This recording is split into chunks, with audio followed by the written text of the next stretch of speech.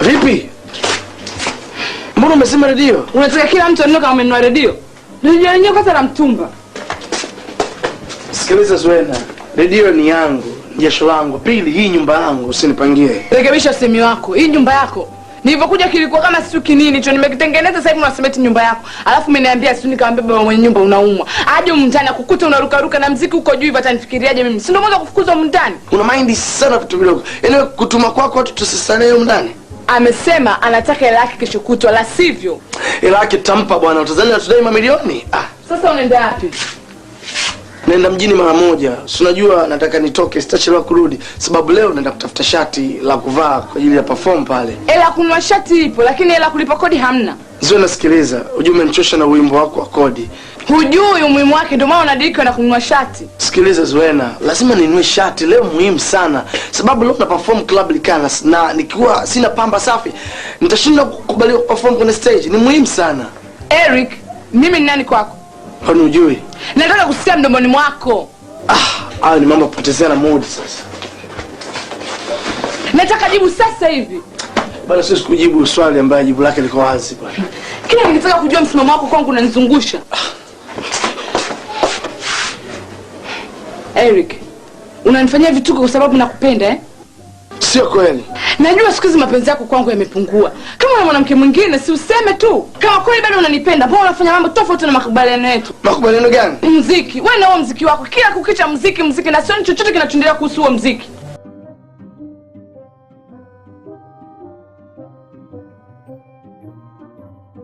Give me time. Nipe muda. Time. God forbid.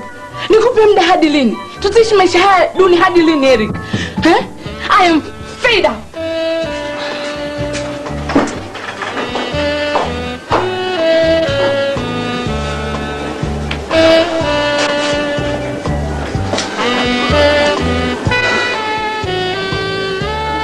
Zuena, nipe muda hadi mambo ya siku yatapokuwa super.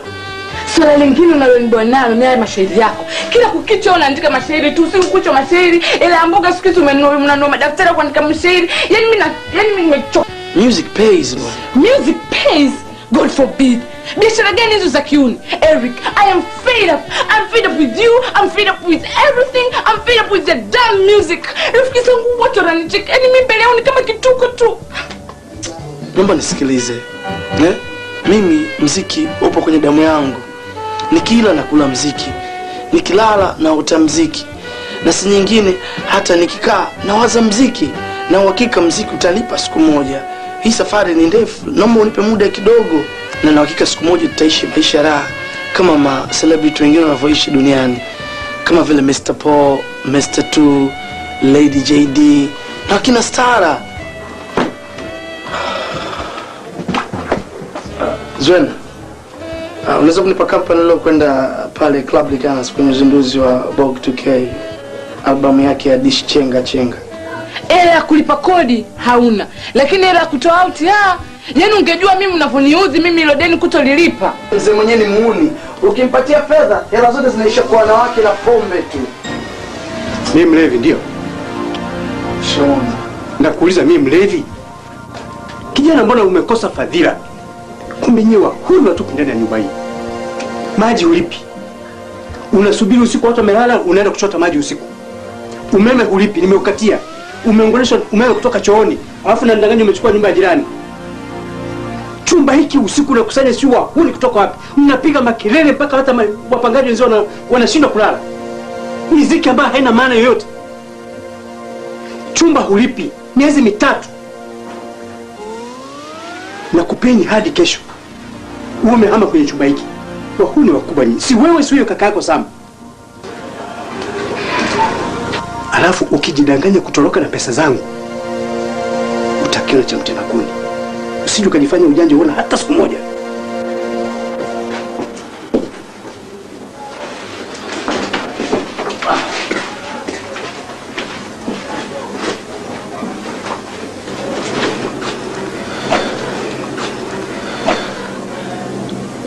Zuena, najua jinsi gani hali hii imekuchosha. Lakini I promise sooner or later everything will be okay. Naomba uwe mvumilivu tu. Eric, hivi ndio tulivyopatana?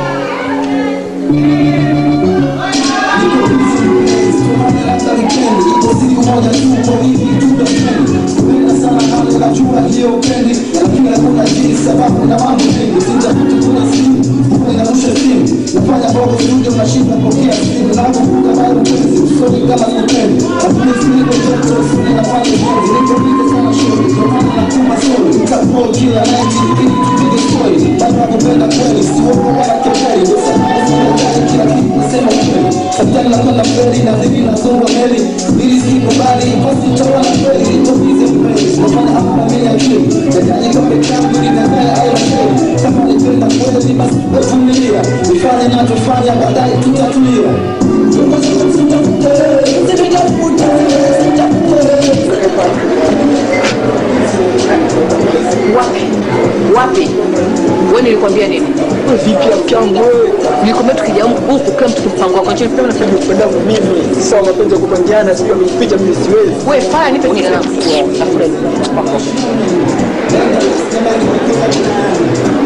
Nakuzimia sigara ya Usiala hayo bwana, acha bwana. alafu siku nyingine nikikuacha nifanye unalia. Mimi nalia. Mimi siku hizi nalia. Fado kaanza kutoongea kitu gani? Okay, sasa wewe lazima mimi kila siku nakuuliza hata kuniambia. Kwani yenyewe anachukia? Wewe lazima ndio kaangu. Wewe upende zako na mwanamke utafurahi wewe. Sawa, sasa kama kaka yako yenda nishike mimi. Aje tuongee aishe. Bwana ikimpango wenu. Sasa sikiliza. Mungu anapanga leo tutoke. Tutoke? Twende wapi? Oho. Basta sisi. Mungu Yesu ndio. Oh, sikiza sapenzi. Nakuja sio sawa eh?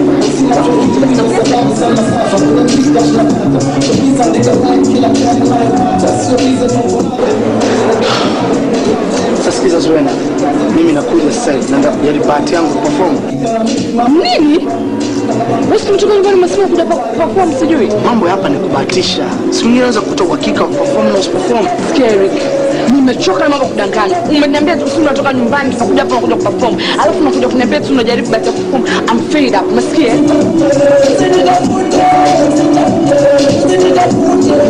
Hi, Mama. Vipi? Hey, msanii. Sema. Afadhali umekuja rafiki yangu. Nataka ukae hapa kidogo mpe company Zuena. Naenda kujaribu bahati ya kuperform. Una perform? Wewe una perform pale juu wewe leo.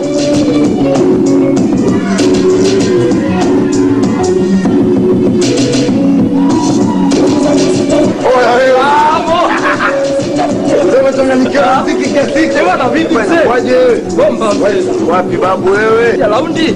Au sio? Bwana mnaomba ushemeji yako bwana, kama vipi? Misosi mitungi na mambo yote niko juu.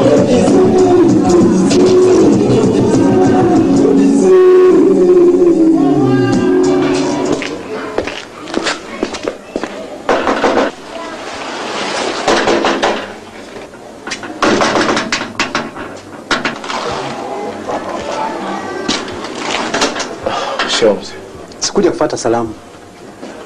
Nimechoka na uongo wako kunidanganya kila siku. Mara nitakuja jioni, mara nitakuja siku kesho. Alafu najua kwamba huji. Nimeamua kukufuata hata kama ni usiku. Naomba pesa zangu.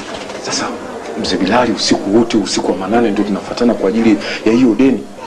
Mzee Bilali, unashindwa mimi kuniamini? Watu wamelala. Hebu tusogee basi. Bwana, ungekuwa mstaarabu ungeshanilipa mimi. Tusogee basi, watu wamelala sasa hivi, tutapigia kelele. Naomba basi, kwa vile unajua hali halisi sasa hivi ya maisha yangu, kwamba maisha yangu ni mabovu sana. Kwa hiyo naomba nivumilie mpaka hapo matatizo ya kazini yatapokwisha. Nimeshachoka, nimekwambia. Kwanza vile mdogo wake mwenyewe muone. Analeta watu vijana kibao, mnaenda wanapiga makelele, sio wanaimba muziki, muziki yenyewe hata haieleweki. Maji halipi. Umeme halipi. Nimeshamkatia umeme. Kaunganisha miwaya sijui kutoka chooni mpaka chumbani kwake. Nikimuuliza nasema katoa nyumba ya jirani. Sasa kwa hali ndugu yangu, naomba, nimechoka kuvumilia, naomba unipe pesa zangu tu. Nafikiri mimi tushemalizana kwa hilo swali. Nishakwambia kwamba nivumilie hadi hapo mambo yangu ya kazini yanapokuwa safi. Mimi nitakumalizia deni lako. Nimeshachoka, sintavumilia zaidi hapo. Kama mdogo wako maisha ya mjini yamemshinda, si arudi kijijini. Ni kwani lazima akae mjini? Sasa unataka mimi nikupe nini? Unataka nikupe nini? Nimeshakwambia mimi hela sina. Sasa lolote utakalo mwezi, okay? Aha, kumbe jeuri, si ndio? Jeuri kwa pesa zangu mimi. Basi mimi naondoka. Nitakachomfanya mdogo wako atajuta yeye pamoja na wewe pia.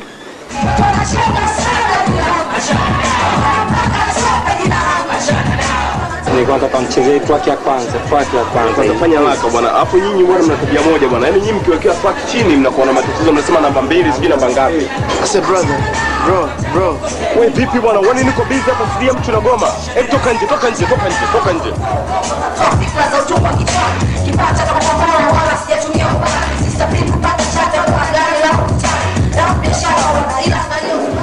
Mshindi kidogo.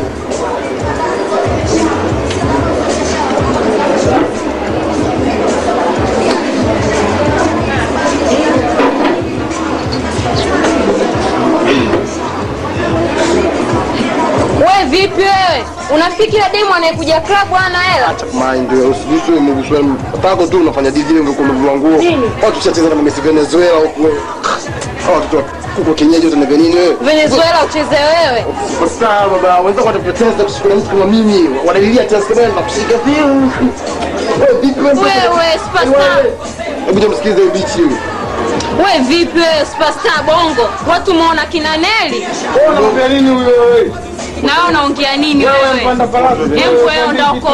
Muone pia kama unauza madafu. Wewe tuliona tafuta nini hapo wewe bwege tu wewe. Unajua sipagi. Kwanza sipagi wewe. Vipi sasa, kata mitungi basi. Usinishike. Ndio pumbavu gani mliokuwa mnafanya kazi? Na mnadhani kila anachofanya mimi napendelezo nacho? Mambo madogo naona.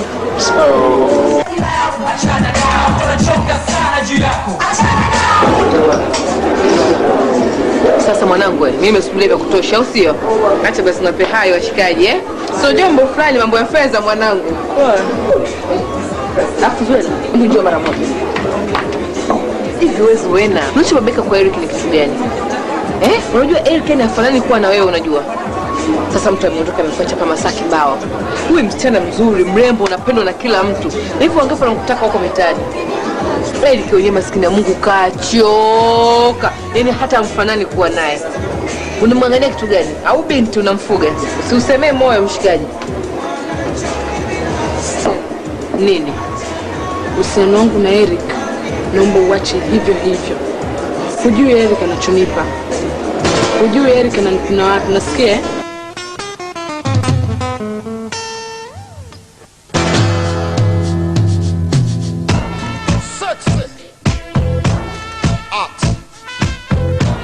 I love your style, bro.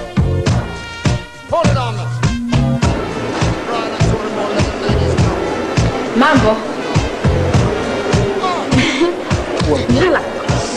Wewe tena mimi yule kwa pale ndani. Si shemeji yangu. Usilete mtoto. Sio hivyo, wewe mkwambia binamu yangu. Binamu yako hauna letea binamu nyama hapo. Jamani Raza, kwani ufahamu yule? Yako yule. Mimi namfahamu. Yule mtoto sana anyoa BM pale. Raza uko umefika mbali. Nakuuliza sana anyoa BM? Sasa kila siku mimi sina kipekee mdogo wangu vipi? Mara ngapi nimekwambia kuhusu kile jamaa? Usiniambie mimi nienze. Hakuna kuondoka. Her neighbors calling, bawling, all this noise is so Na elimu. they must be Hebu cheki. Oya. within. Hey, sexy lady. I like your flow. Your body's banging. Yeah. Mambo sisi. Vipi, mbona uko peke yako wewe? Kuna mtu namsubiri.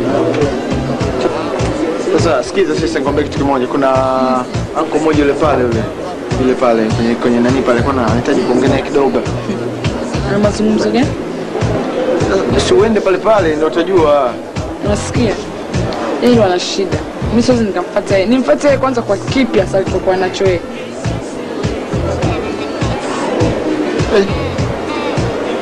Kwa basi ngoja nikamwite basi. I said brother. I said bro. Brother. I said brother. Vipi wewe simekomenda kuita? Go out. Just go out bwana. Nani kakuambia uingie DJ Kevin? Nenda nje bwana. Nitakuita bwana. Mbona mnanisumbua track na kwama hapa? Nenda nje bwana.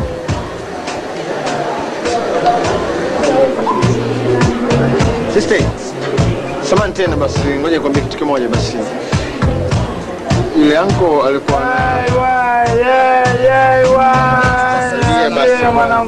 tuliza basi mpira wewe endelea huko bwana na mluko wako.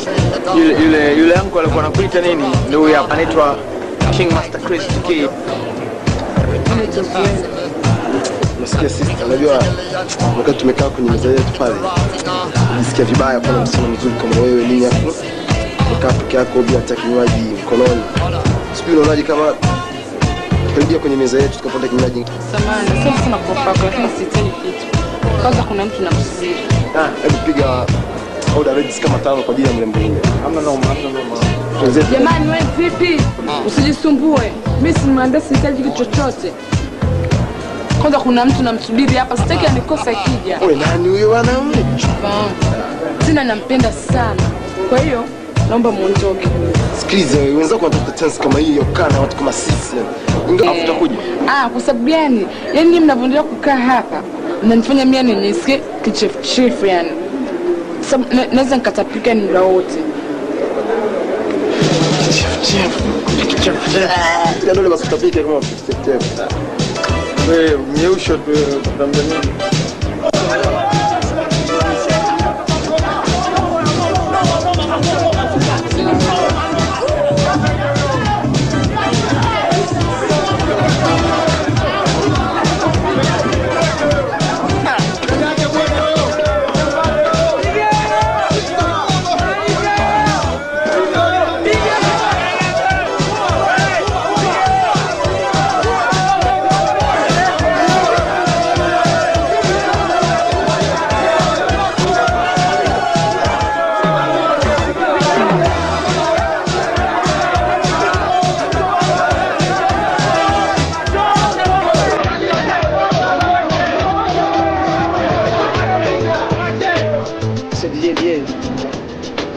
Unasemaje?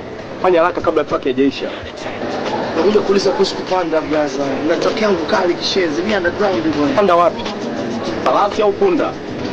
Kupanda stage brother. Na kitu changu kikali kweli rafiki yangu. Jina lako nani? Eric brother. Eric. Umejiandikisha lini? Kujiandikisha? Bado kujiandikisha brother? Kichani ni ujui hata kama kuna utaratibu wa kujiandikisha man. You disturb me, you know what I'm saying? Naomba unielekeze basi mzee. Mimi underground bwana. Nahitaji msaada wako bwana mzee. Yaani ujui utaratibu? Hebu nenda kaulize getini kule nitakutia bouncer. Just go out.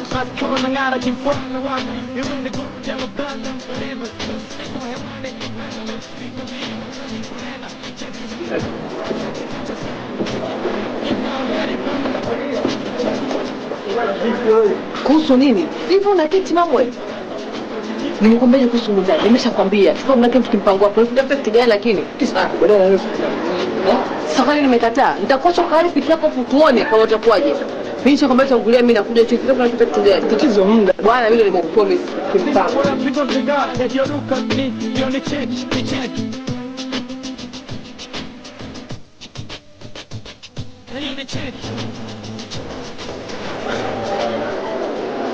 Chukua langu. Sio wewe. Kwa tatizo moja. Wakati ukileta vinywaji network yako inapotea kabisa.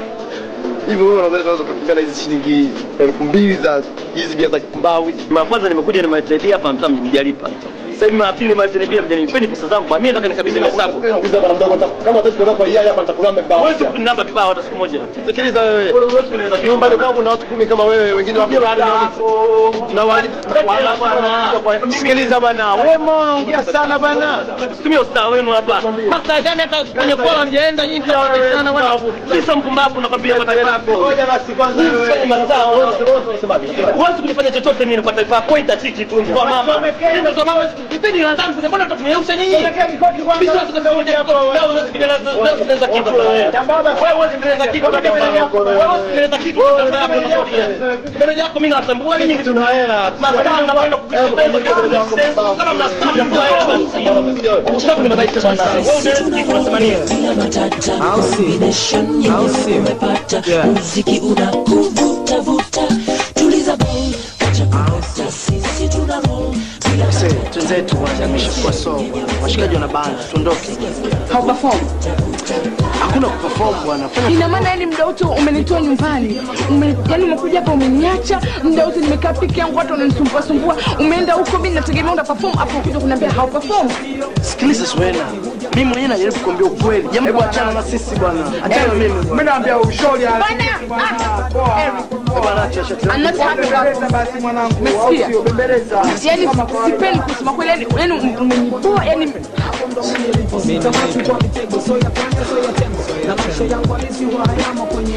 jina bila mikwanja ni ujinga, safisha nyota posiza mtali na inasumbua kufahamika, ni kuishi nyumba viozi rushejiwa kwa jirani na ugeni. Sisi ni kwa acheza. Cheza bwana tunafusieni bwana. Kuna nini? Sasa. Sasa kabisa. Utakuta nyumbani. Ndio moja kwa moja kufungua ndani afu utakuta. Lakini bado nipo senda sasa hivi. Sio napita mtaani hospitali lazima laki nyama nikisikia. Moja kwa moja tukata. Uone ndani sasa hivi. Sasa hivi maswali. Mimi nakuja nyumbani. Wewe tangulia. Usile basi.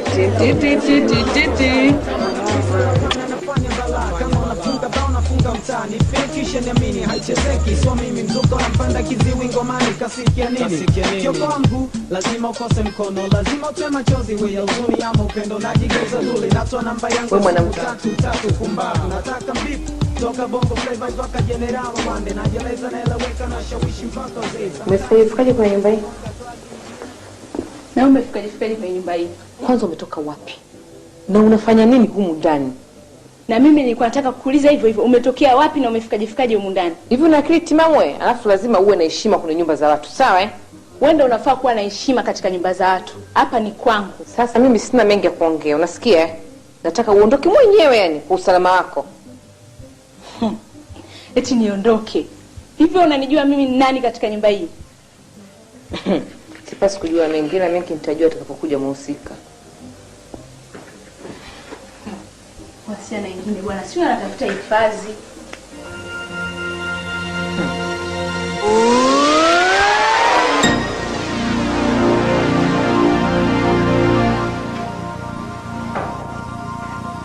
Stella, sweetie. Nani nikaushia Stella lakini jamani mpenzi.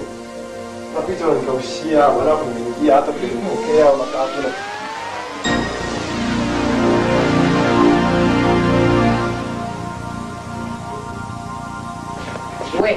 We.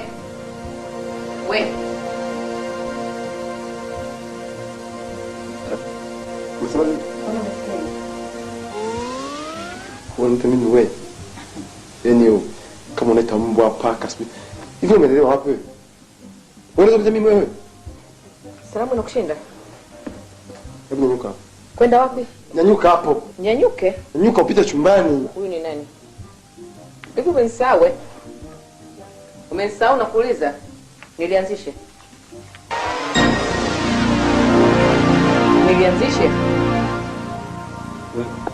Nini? Hapa ni sheria zangu na Mimi ndani siendi. nimekwambia hapa ni nyumbani kwangu na sio dangu la pita. Kama faulu kupeleka wanako ndani ya nyumba. Unipiga uwezi bwana. Bwana pita na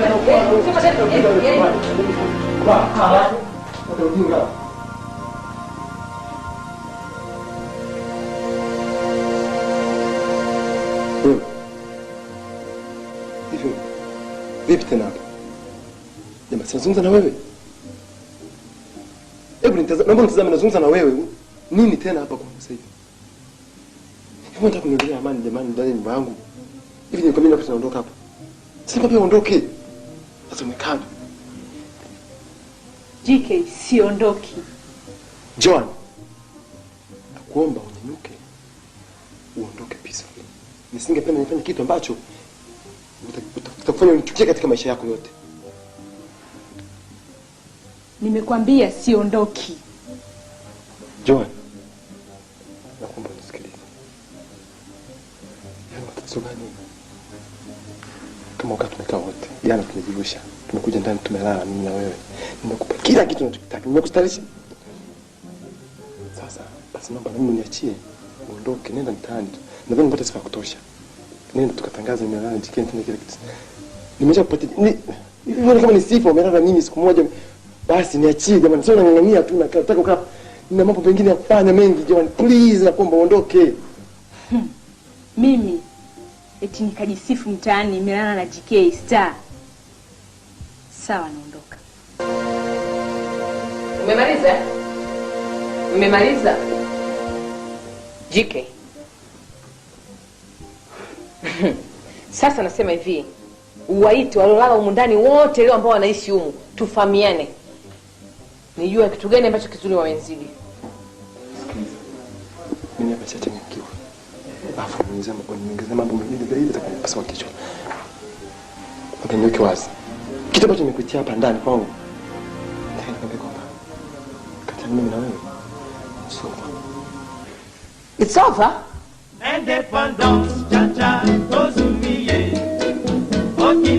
Kwa mara nyingine tena tunakutana katika kipindi chetu hichi cha watu wazima, ili kuendelea kuzungumzia na kupeana darasa kuhusu ni kwa namna gani tuishi vizuri na kwa mapendo makubwa katika nyumba zetu, tukipendana na wake zetu na hivyo kujenga maisha matamu ya mapenzi ya ndoa. Leo kipindi chetu nitazungumzia sababu zinazowafanya wanaume waliooa kushawishika na kuwageuza kibao mausgeli wao na kuwafanya ndio wake zao. Jambo la kwanza ambalo laweza kusababisha asigeli akawa ndio mama mwenye nyumba ni kutokana na mama mwenye nyumba kubweteka na kujisahau, yaani anamachia kazi zote za ndani house girl. Kwa nini unasikia redio? Darling, nakujua sana wewe ukianza kusikiza hii redio chai yangu itakuwa ndio basi tena wewe. Lakini unaelewa ni jinsi gani ninavyopenda hicho kipindi? Unakipenda kipindi hichi kuliko chai yangu eh? Okay. Sitaki malumbano asubuhi. Maana yake ukawe kutoka na machozi. Tena Sam umenikumbusha. Dida, hicho umeweka nini? Simeweka tangawizi dia. Lakini mimi simekwambia siite tangawizi. Nipokuwa nikiweka nifikiri majani ya chai. Nakwenda kunywa ofisini. Una kitu nataka nikuulize sana. Hamna kwenda chai kunywa ofisini wala. Nimeshakueleza kila kitu tangia jana. Mbona mimi sielewi kinachoendelea sasa Sam humu ndani? Naona umekuwa na hasira siku hizi. Nikikuuliza kitu unanijibu kwa mkato. Umekuwa ni tukilala unanipa mgongo. Sam, mimi sielewi. Leo nataka uniambie kinachoendelea. Tena kila kukicha hali ya maisha humu ndani inazidi tu kuwa mbaya. Hamna kuondoka. Ni story ndefu sana. Naomba ufupishe na usiache la muhimu hata moja. Nachelewa ofisini. Sam, kumbuka tupo kwenye jukwaa la maigizo hapa. Hebu kuwa serious tafadhali. Okay, kuna mabadiliko makubwa sana hapa nyumbani kwetu, hasa katika upande wa fedha. Sasa fedha ni kitu gani? Fedha si ni fedha tu. Mapenzi yatawaliwa kwa fedha Sam. Yanatawaliwa kwa moyo. Moyo uliojaa uvumilivu na ustahimilivu wa kikweli, Ina ni hivi, kwa kipindi cha miezi 10 sasa tunaishi kwa nusu mshahara. Yaani mimi ulipo nusu ya mshahara wangu wa kila mwezi. Na hiyo nusu inayobaki? Na kato si yangu tena. Unakatwa kwa misingi gani? Unajua usimtanie. Dina, pale ofisini kwetu kumetokea wizi mkubwa sana katika idara yetu. Na inasadikika mimi nimehusika katika wizi huo. Ulishiriki na kuuliza? Nasingiziwa tu. Milioni 20 zibe mimi kazifanyia nini? Kama sikutaka kuchanganyikiwa. Nitajuaje kama ni ukweli Sam? Okay, ni hivi. Wale wakubwa wa vitengo pale ofisini kwetu ni wajanja na wakatili sana. Karibu kila mwaka kuna maskini mmoja kama mimi analazimika kulipa deni ambalo limesababishwa na wao. Mwaka jana alikuwa Mudi, mwaka juzi alikuwa Esther. Mwaka huu ndio limenikuta mimi. Sam. Sasa nashindwa hata kusema nilichotaka kusema. Wanangu jamani. Erina, Samantha. Karo yao ya boarding itatoka wapi? Nina maana kwamba tutailipaje Sam? Mimi nadhani mwakani bora waje wasomee huku mjini. Na huo ndio utakuwa mwanzo wa kiwango cha watoto wangu kushuka kwa elimu yao. Sasa ndio unaondoka. Na wewe ofisini? Eric ana taarifa hizi. Okay, umenikumbusha. Yule mzee mwendawazimu amekuja jana tu hapa kudai ile kodi ya miezi 3 iliyopita. Na sijui mimi nitaipata wapi. Uwi. Sam, unataka kuniambia hata kodi ya Eric haijalipo bado? Nitaipata wapi dia wakati hali yenyewe ni kama unavyoiona? Mungu wangu, jamani. Okay, mimi naona hivi. Kwa kuwa hali ni ngumu na haijulikani lini haya mimi matatizo yangu ya kazini yataisha. Mimi naona Eric bora aje akae tu hapa nyumbani. Mimi sijui tu bwana. Mimi hapa nilipo na wafikiria tu wanangu. Hata sielewi sasa watoke huko boarding, waje wa hizi primary za kutwa. Sam. Majirani walivyo na mdomo huko nje. Mungu wangu. Uwe. Si watafurahia kushuka kwetu kwa kiwango cha maisha.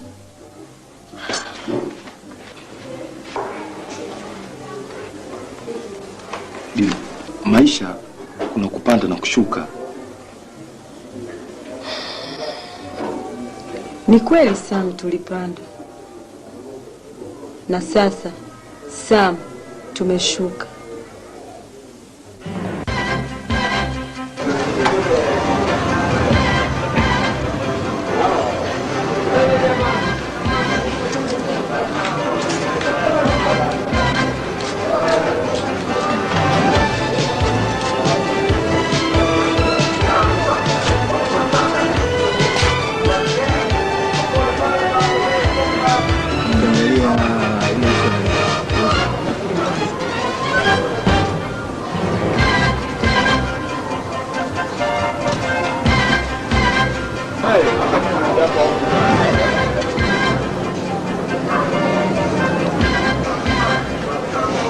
Msikefa, niambie jana Stella umemwacha.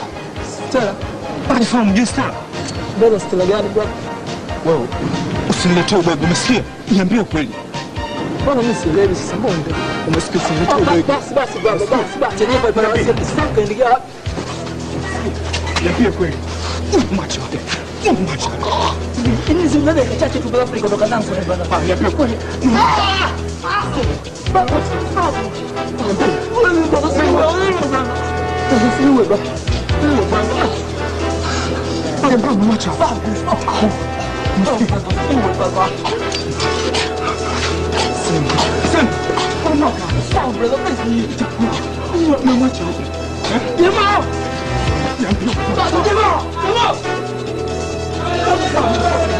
Saidia kama jamaa moyo malizana naye bwana, mimi simwezi.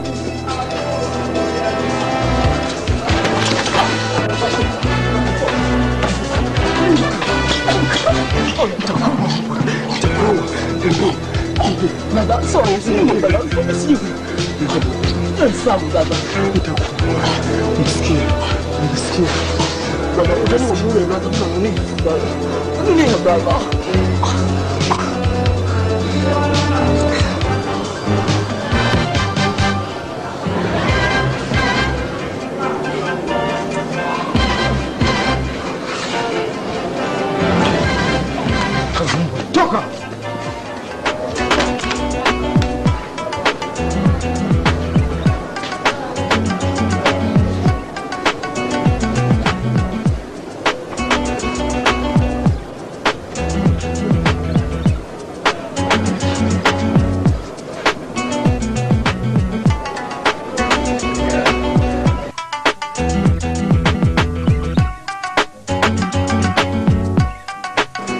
Mavazi yako yananichanganya sana. Yeah. Okay. Hello. Boss, naruhusu waingie? Okay, waambie waingie. Membo ingieni.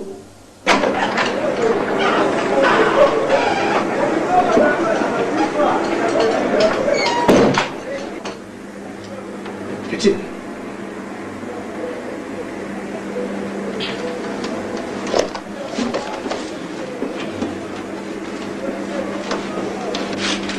Nimewaita katika kikao hichi cha dharura kutaka kuzungumzia swala moja tu. Swala lenyewe ni kuhusu ripoti ya uchunguzi ya awali ya malipo ya shilingi milioni 20 ambayo yamefanywa katika kampuni ambayo haikustahili malipo kutokana na kuto kumaliza kazi kama mkataba unavyosema. Naam. Kuna simu kutoka Sauti International. Waambie sitaki kuonana nao. Sasa niwaambiaje bosi? Waambie swala lao ndio tunalojadili hapa. Kwa hiyo wasubiri ripoti itasema nini, kama kukutana mahakamani au vipi. Samahani bosi. Naomba nikusaidie. Chini. Wewe ndio unasababisha yote haya, na wewe ndio unafanya kampuni kujikuta kuingia katika hasara kubwa, na bodi imekutoka kujua nini kimetokea na nani anasababisha mchezo huu. Boss, mimi sioni kwa nini tuendelee kujichola hapa. Ili swala liko wazi kabisa. Mhasibu mkuu anajua mkataba unavyosema. Sasa kilimtuma nini kufanya malipo pasipo kumshirikisha msimamizi wa kazi ile? Bila shaka ukweli upo wazi hapa. Hapo. Huo ukweli ndio unaotaka kujua. Bwana Bilali, mimi nadhani kwamba bosi alishasema toka hapo mwanzo kwamba yeye yupo tayari kuwasaidia iwapo tu mtakuwa wazi na kusema ukweli. Kweli kabisa. Kama kuna deal mlicheza na limeliki, basi semeni tujue jinsi ya kusave. Hakuna deal iliyochezwa hapa. Kila kitu kimeenda kihalali. Mimi mwenyewe sifahamu haya malipo jinsi yalivyofanywa. Bilali anasema afahamu. Mimi mwenyewe nilikuwa likizo. Amoni kuna utata? Exactly, kuna utata. Milioni 20 mmezipeleka wapi? 20 million mmezipeleka wapi? Mimi kama meneja mkuu nimeshapeleka ripoti yenu, na bodi imesema itatoa tamko lake rasmi mwezi ujao. Endeni. Jamani, bosi na wanakamati, naomba muiombe bodi itoe uamuzi wa haraka kama inawezekana, kwa vile nimeendelea kuumia kwa kipindi chote hichi kwa kuendelea kufanya kazi kwa kulipwa nusu mshahara. Mimi uchunguzi wa swala hili umechukua muda mrefu sana, kiasi ambacho mimi na familia yangu naendelea kuumia kiuchumi na kisaikolojia, pia na hatarisha utendaji wa kazi yangu. Najua ni jinsi gani unavyojisikia. Kama kweli unajisikia hivi, hata mimi natamani swala hili lishe mapema. Lakini siwezi, kwa sababu swala lenyewe liko kwenye bodi ya juu ya wakurugenzi, siwezi kuliforce. Vuta subira bwana Simba, yatakwisha. Na matumaini kwamba uko tayari kwa mwisho wowote, kubaki kazini ama kuishia jela.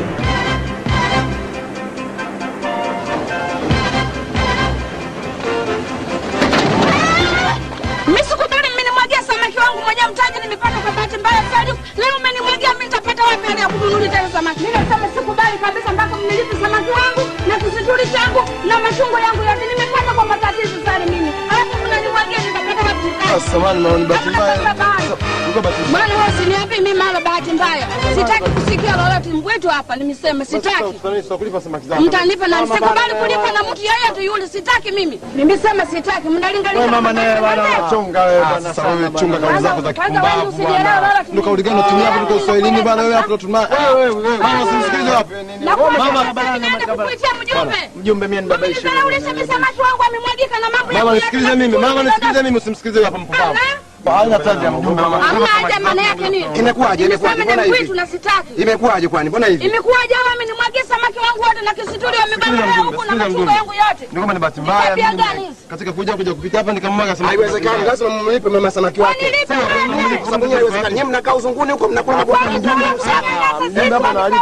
Unaharibu kitu gani? Bahati mbaya hata kile tunaweza bahati mbaya gani kama bahati mbaya ngoa basi weka nyasi. Sawa sawa umo na mimi ndini nimesema hivi. Nitakulipa samaki wako. Na nini sikubali mimi. Sasa polisi kufanya nini tena mama, mambo madogo hayo? Sitemaliza papa tunalipa hela. Sitaki mimi nimwagia vitu vyangu. Mbona unielewi wewe? Mnipe pesa yake basi.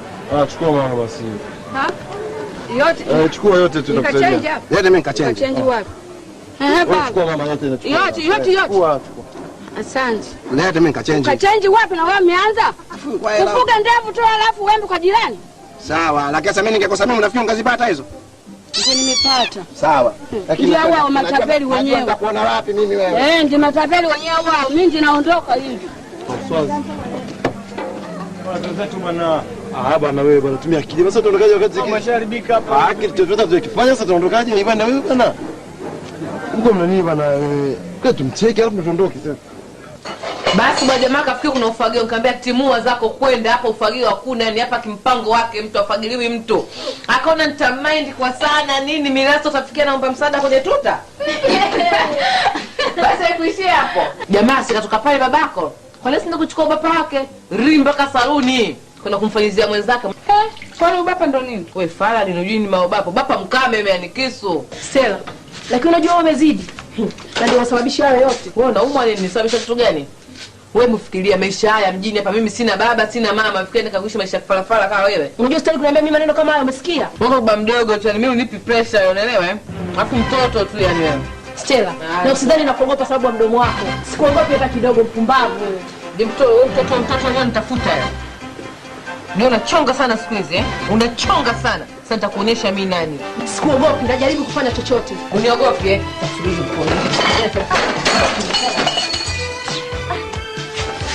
Stella, nakwambia sikuogopi, tena sikuogopi. Bado unachonga eh? Ndio.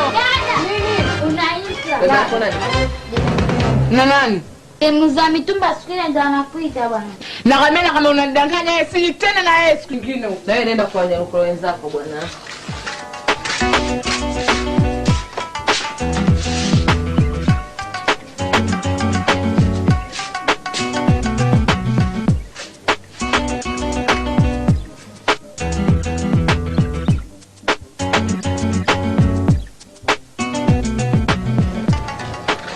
Mambo Zuena.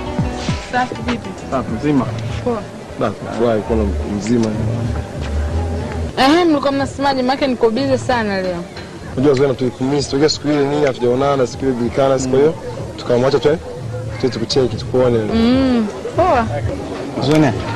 Labda ungeweza kutuambia labda kuna sehemu gani nzuri nini yenye vinywaji baridi, upepo mwanana, tukae wote pamoja tuongee nini tukaambie na kilichotuleta. Hapana, sio leo, labda siku nyingine. Zuena tunakuomba Zuena, sikiza Zuena. Unajua tumetoka nyumbani kwetu rafiki yangu. Yaani siku ile tumekuwa kujaribu kwa ajili yako Zuena. Alafu sisi programu zetu zimebana sana. Leo tuko Nairobi mara wapi. Kwa hiyo nafasi kama hii ni kama baada ya miaka 6 ni ngapi kwa hiyo. Tunakuomba Zuena please. Yaani leo tutoka dakika 15 zinatosha Zuena. Hi JK. Bwana malizana nao. Hey wait, mambo. Mwandishi kibao mnatuchafulia na nini zetu. Kila wakati sweetheart waangalia watu mtaani unapoangalia wewe. Jamani, kwani mtoto gani baki mtu kimpango wake bwana? Mpango nini rafiki yangu wewe unaona unanishabiki tunaangalia mimi hapo. Bwana unishabiki na wako mangapi sasa sema mapenzi. Hai sweetheart. Jamani, mwandishi wa habari kufanya mambo mangapi sio tuwafuatilie. Wewe kwanza sichoke kufanya kazi wewe. Nilikwambiaje kwanza? Sikwambia tu bwana unang'ania wewe. Achana na mimi bwana, achana. Mimi nakusitikia kila siku. It's over. Kuna kitu kingine nimekisema sijawahi kusema hapa. Lakini kwambia yale kila siku. Mbona bata nioa? Mtafanya nini? Mimi nitakuwa wewe. Wewe cha wewe. Yule mwenzako ana akili. JK. Mimi niko wewe JK mimi nitakuwa. Unanibwaga?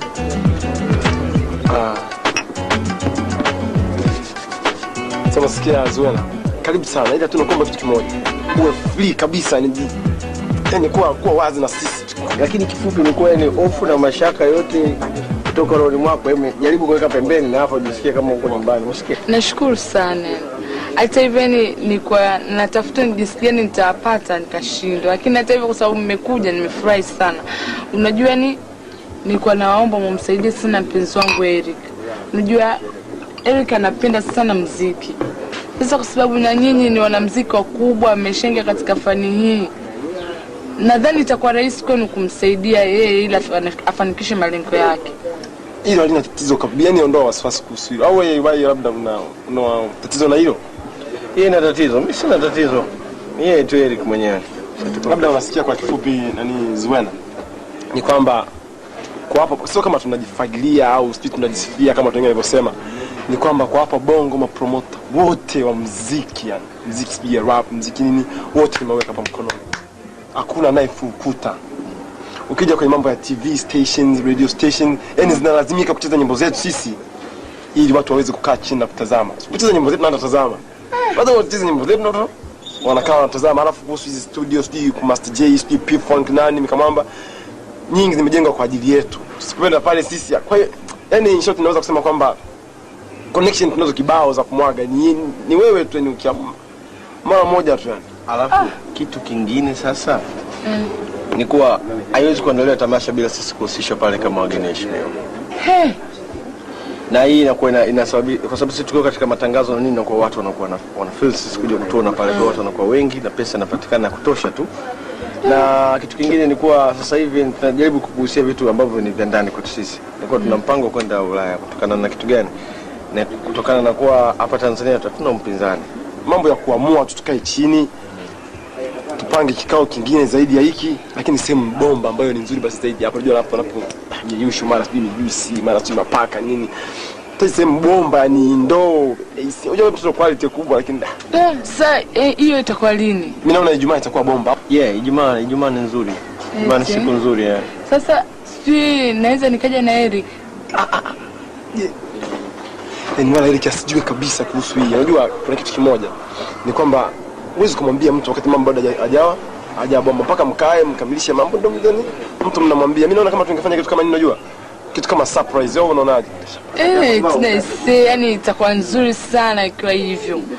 Yani jamani, yani nitashukuru nyinyi mkimsaidia Eric. Maana yake yani Eric kanitahidi, yani maskini kama vile na bahati mbaya. Yani nitashukuru sana akifanikiwa. Maana yake yani mimi yani nipo tayari kumsaidia kufanya kitu chochote kile ili mpenzi wangu afanikiwe.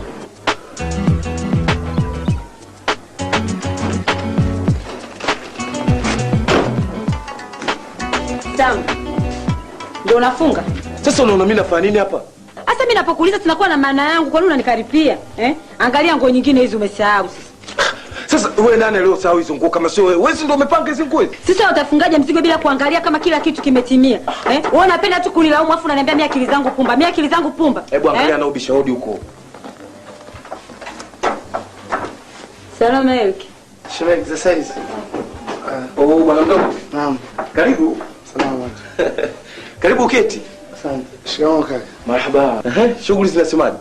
Sasa kaka, mimi niloleta tatizo langu ni moja, ni kuhusu ile geto yangu pale. Yule mzee ananiwakia sana kiasi cha kwamba kinanyima raha hata kukaa mle ndani. Huu mwezi wa 3 anadai kodi. Sasa mimi nimechoshwa na ile hali kaka. Hebu nisaidie.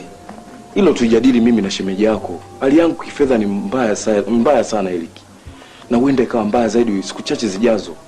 Pale kazini kumetokea yani kumetokea mambo ya ajabu sana pale kazini. Na hilo ndio limenisababisha mimi hali yangu kiuchumi kuwa mbaya zaidi. Na hivi sasa Eric nalipo nusu ya mshahara wangu. Kaka. Sikujua kama hali imekuwa mbaya kiasi hichi. Pole sana. Asante sana. Lakini mimi nakushauri Eric, kutokana na hali sasa hivi kuwa mbaya zaidi, mimi nakuomba urudishe tu vyombo vyako hapa ukae hapa nyumbani. Hadi hapo mambo atakapokuwa mazuri. Kuna chumba kimoja hapa utakaa huko ndani, sawa? Kaka, mimi sina noma kabisa. Mimi nishakuwa mtu mzima sasa na nimekubaliana kwa moyo mmoja ofa yako ya mimi kuhamia hapa. Na naelewa kwamba hali sasa hivi sio nzuri. Sema kaka, kuna tatizo moja. Vipi itakuwa kuhusu kusafirisha vyombo kutoka kule kuja hapa? Sasa sina hela hata kidogo Eric. Ila nitakupa tu pesa kidogo ya kula hii. Hadi hapo kesho, sawa? Sawa basi. Haya, asante. Wacha pombe, kwani natuletea si wazee uchafu huko watu wote hapa. Tunakaa roho nyenyeme kwa sababu ya wewe. Ukitoka kwenye kilabu chako mikojo kutukojolea ovyo ovyo. Lapu mikojo ya pombe. Kufiagia ufiagi, kununua ufiagia wenyewe ununue. Kufanya shughuli yote usafi utaki. Maana yake ni unatunyanyasa kwa mwenende. Unajua mimi na uchungu sana chivumbi wewe. Hapo pote umetuletea balala kipindupindu, watu wote wamepinduka na kahawa zako. Unauza vikombe uoshi, mara uvikuta chooni, mara kwa nini lakini? Halafu hapa lazima leo nikueleze. Kunijiga mimi usiku ngongongo kunifungulia mipa mlango. Mama nataka samaki. Mama nini, kumbe unanitongoza. Chivumbi sitaki kuniletea kiwashawasha na ukimwi wako nimekwambia. Wenzangu wote muelewe. Kijana Chivumbi ananitongoza. Afadhali umefika. Maliaba bwana. Alifika hapa babu mwenye nyumba, kanikuta mimi na kanga samaki wangu pale. Akaniuliza huyu yupo? Mimi nikamweleza hayupo. Halafu tena akaniuliza, amekuachia maagizo? Nikasema wakati ametoka yeye na mimi hatukuonana. Kwa hiyo ametoka tu. Wewe. Pale nikamwona amegeuka sura kama nini, uso kama mpaka mimi nikaogopa. Halafu akachukua ufungu kwenye fuku lake la lambo, kufuli. Akafanya nini pale?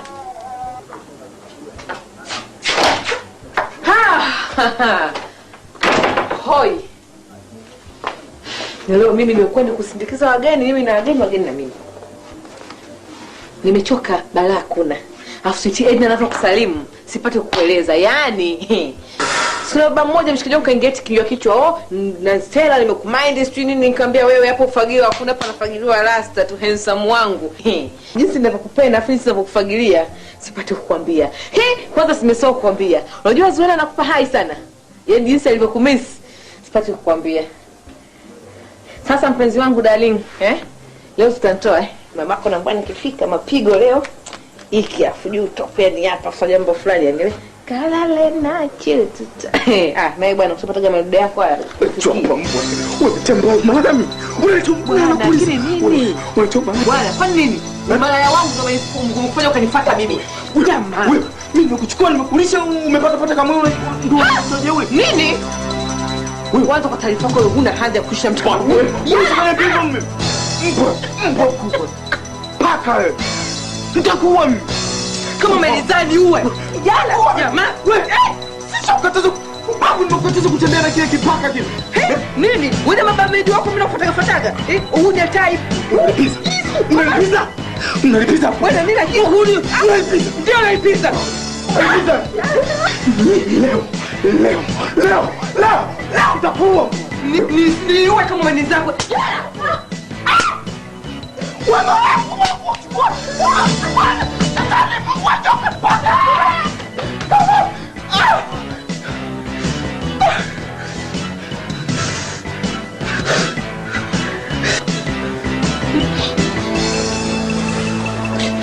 Shetani mkubwa. Wewe biashara ngapi haramu unafanya ndani mimi nakuangalia? Biashara ngapi nakuchunia tu. Sasa ngoenda nikaanza kuchoma. Yala!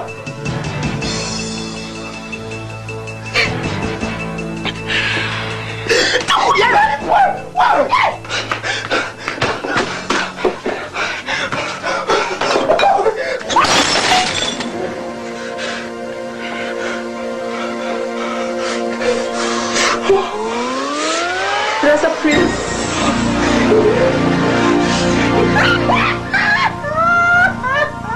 Ujipambia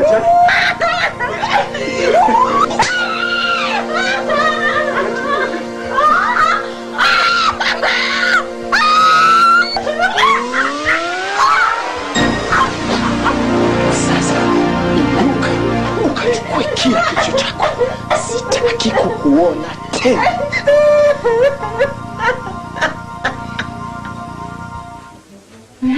Unaona ile kashisha pale mlangoni? Njoo basi ukae.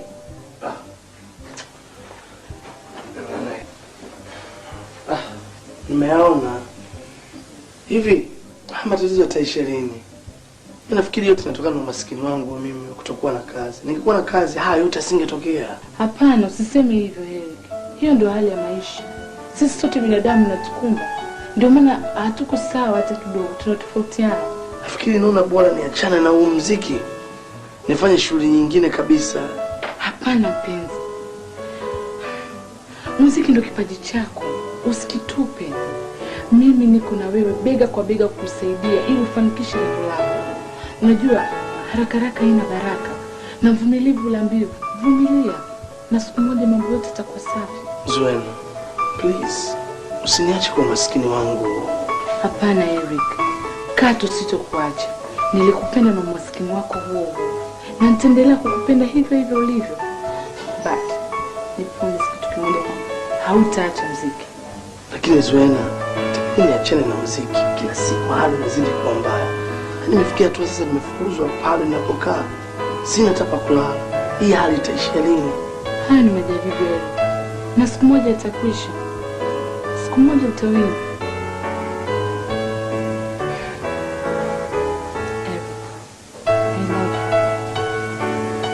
One day, you'll be the top musician in that. Thank you, Zuena. I love you too.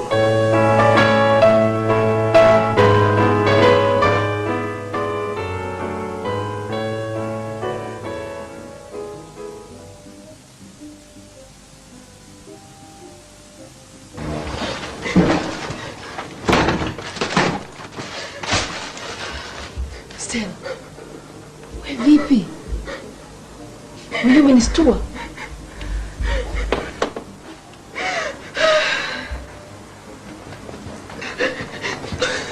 Una matatizo gani? Stella. Sasa unalia nini? Sasa uniambie mbona nitisha? Au nadhani kulia ni solution ya matatizo uliyokuwa nayo? Naomba basi uniambie. Lazima amenifukuza. Amekufukuza? Na ndio aliyekuumiza kusoni? Stella, mimi kila siku nakwambia Laza ni mkorofi. Si unaona mtaa mzima anavyomwogopa? Si unaona watoto wanavyomwogopa? Mimi kila siku nakwambia. Alafu Stella, mimi nimekwambia kwamba Saidi hawezi kuangusha. Na tena nakupenda sana. Cha kufanya kesho asubuhi lazima niende kliniki nipime, na kama na ujauzito mimi najiua haki ya Mungu. Stella, sikiliza nikwambie. Huo si uamuzi wa busara unataka kufanya rafiki yangu. Na hili sio swala la kufanya wewe kuomboleza sana. Mbona mimi nimepiga kibuti na yeye? Nimelia na saa imekwisha. Lakini wewe tena sio mjamzito. Najua kama mimi niko tofauti na wewe. Lakini mimi si rafiki yako, unapaswa kunishirikisha. Labda ungeniambia umepanga kufanya nini? Nitakachokifanya nakijua mwenyewe.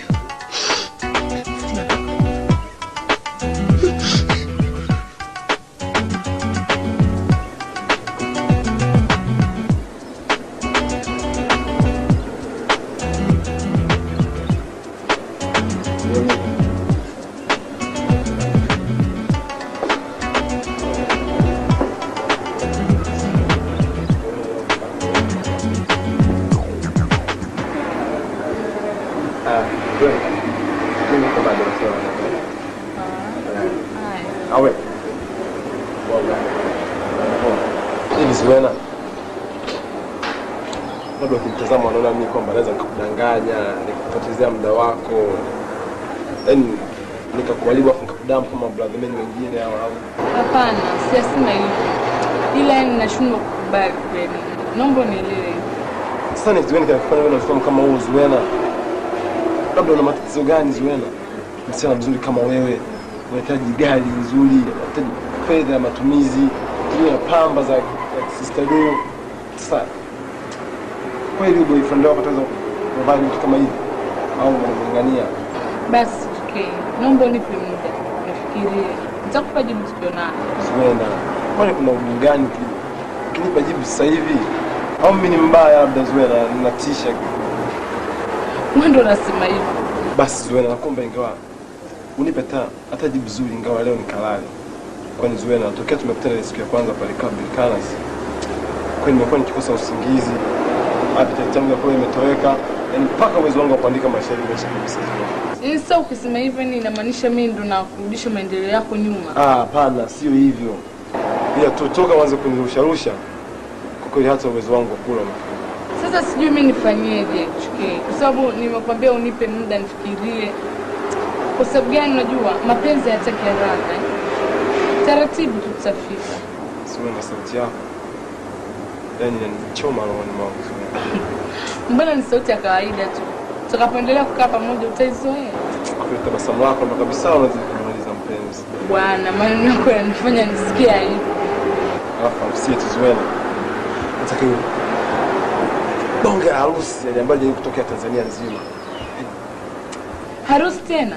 Mbona mimi Muislamu na Mkristo? Zuena, I'll do anything for you, my dear. Really?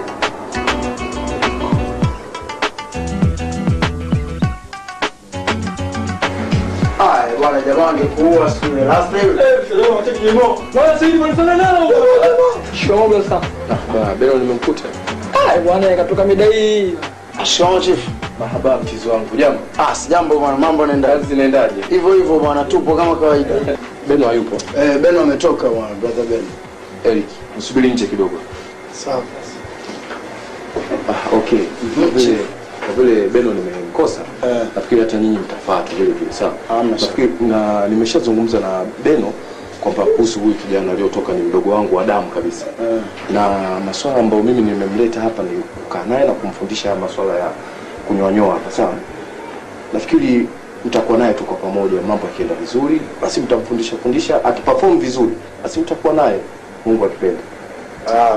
Hamna shaka, wewe umeongea na brother, lakini kila kitu mimi nishamaliza. Hamna tatizo. Tutamfundisha kunyoa hapa. Si unajua taaluma zote ziko hapa, natajua tu limadi discipline ndio naotakiwa. Ndio hapo ninachotaka mimi kwa vile hii saluni iko katika high quality, unaona?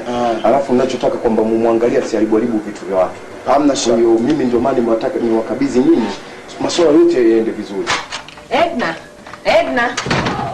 Edna. Nitakachokwambia Edna, huwezi amini. Kumetokea nini? Kumbe Balazuli ndo anachukulia GK. Hapana. Balazuli ndo nani? Si Zuena. Haiwezekani. Ina maana uniamini?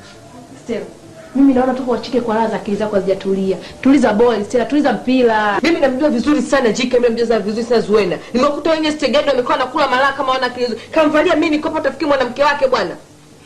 Sikiliza Stella, nikwambie. Zuena hawezi kutoka na GK hata siku moja. Zuena anampenda sana sana mpenzi wake Eric. Na hawezi kumsaliti kiasi hicho. Umesikia? Kwa hiyo niamini? Au niamini?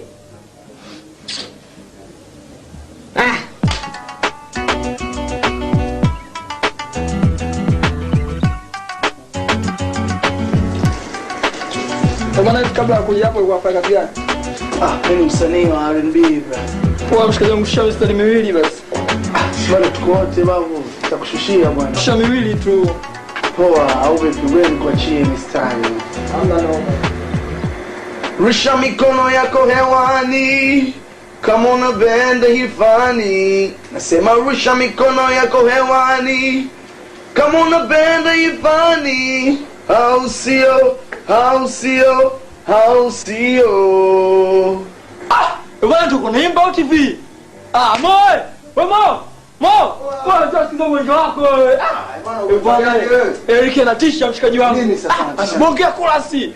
Bwana msanii kumbe. Bwana mimi msanii wa underground record bado. Bwana nipe mistari. Bwana natisha Eric rafiki. Ngoja nipe mistari.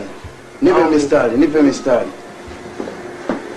Rusha mikono yako hewani kama unapenda ifani. Nasema rusha mikono yako hewani. Bwana nyimbo yako hiyo? Nyimbo yangu mshikaji. Umerekodi tayari? Bado bwana. Sasa unasubiri nini kurekodi wewe? Brother yako ana mavumba rafiki yangu au mind muziki? Mimi na mind cheese kurekodi. Sema brother sasa mambo yake sio safi bwana. Sio hadi mimi kanileta hapa nini? Sio hatari maisha yote. Sasa hivi fuatilia dawa basi nyuma hapo. GK naomba nishushe hapa. Tushushaje hapo wewe? Sikuja pamoja. Nishushe hapa bwana. Tunakuja nani? Wewe na afya. Angalia bana tu. Hebu naogopa kwa nini sasa yangu? Ni bwana nishushe hapa. Sasa mimi nakwambia nishushe hapa. Sasa hapo. Usipige mlango.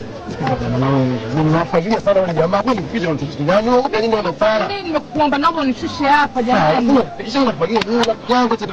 Baba. Napenda sana pombe, napenda sana madem, napenda sana kushusha fupi ni starehe. Nigongero noya tena ganda benz.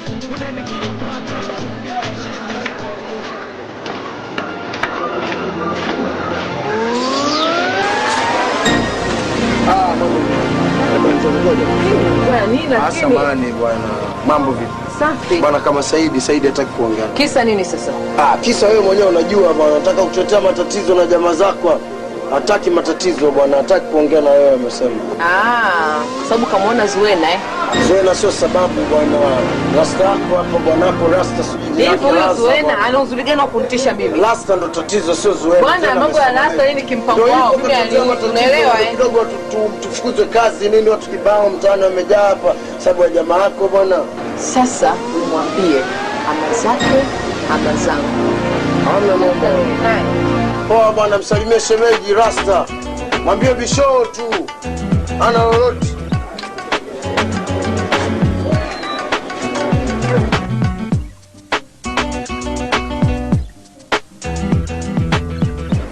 Karibu kani.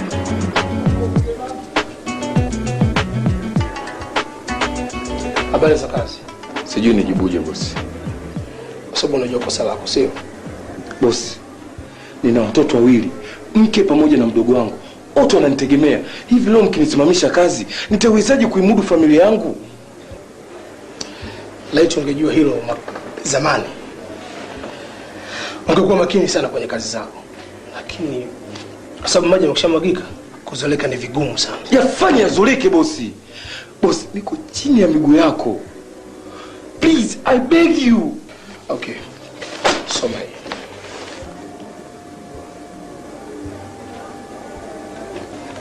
Nimesema soma, fungua soma hapa hapa. Fanya haraka na shughuli nyingi za kufanya, okay?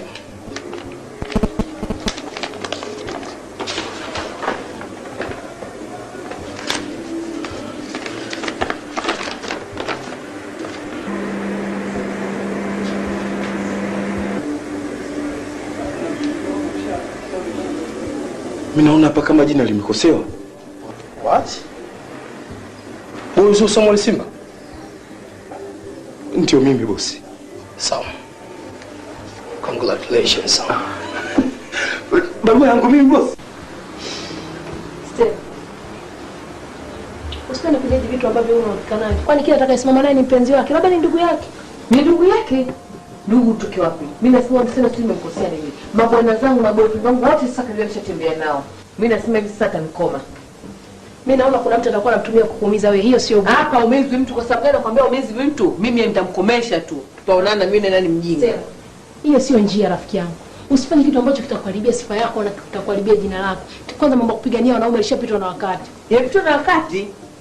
Sasa kwa nini nifuatafuata hivi? Kama mpitwa na wakati. Anafuatia kitu gani? Mesha nina siku moja niko na Eric. Kwanza Eric Kenyika amekonda hata matamanio kwake mimi sina. Na sasa kumtamani mwanaume kama yule ambaye hana hadhi yangu. Na mimi sasa naambia mwanamke wake Zuena nitamkomesha, nitampiga, tutaona mimi nenda nifara. Sikiliza nikwambie. Mimi sidhani kama JK yakupenda. JK anakupenda sana. Na cha kufanya ukae naye chini uzungumze naye. Ujue, uwezi jua, labda shetani mbali muingie. Mimi kwanza nataka kuambia. Hivi kwa kama JK bado ananipenda mimi, JK siku ananimwaga mbele mchizi wake yule. Hata aibu ameshindwa kunionea wala huruma. Leo sema kwa JK bado ananipenda mimi, siamini. Stella. JK loves you. Kweli? Ya, tena simama nikwambie kitu. Simama nikwambie kitu Stella. Simama bwana. Rafiki kwambia kweli ndiye anayekupenda. Yaani sio siri. Mimi mwenyewe nikikutizama sioni hata dosari. Yaani mtoto umeumbika. Unajua ile figa namba 8? Yaani JK mwenyewe anachanganyikiwa. Na unajua ni sababu gani anapenda kukutizama usoni? Ni uzuri wa hilo jicho lako. Na hasa hizo lips zako ukitabasamu. JK mwenyewe anachanganyikiwa. Unajua sababu gani anamuita crazy? Sababu yako. Yeah. Wow! Hello, uzuri wako unafanana na Cleopatra. Wow! Serious? Yeah. Sasa. Kesho namtafuta Malava King Master Craze JK.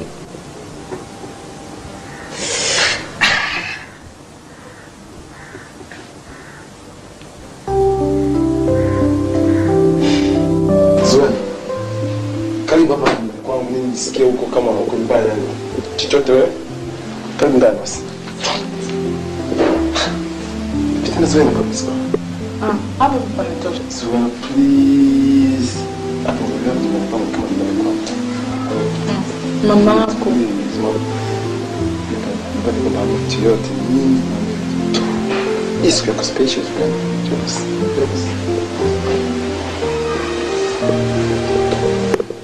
Njoo basi ukae basi mpenzi. Sweet please. Sasa ndo nini hivyo Zuena na wewe jamani? Mbona unapenda kulala nikiumia mwenzio? Njoo basi ukae. Njoo kae karibu yangu. Sweet.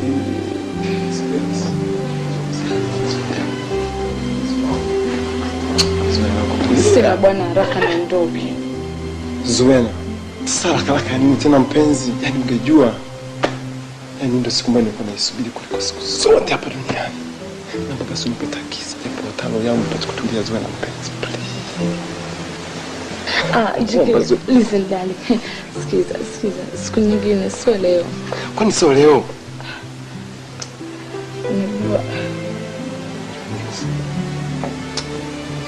Unajua yani inakuwa ngumu yani kukueleza. Unajua yani mambo yetu sisi wanawake. Chiki unajua sikiza sasa ndio nataka kuondoka sasa. Wewe kaa basi unieleze basi nitakuelewa. Kaa basi. Sasa nataka kukimbia rafiki yangu. Kusikiliza. Nipo katika siku zangu.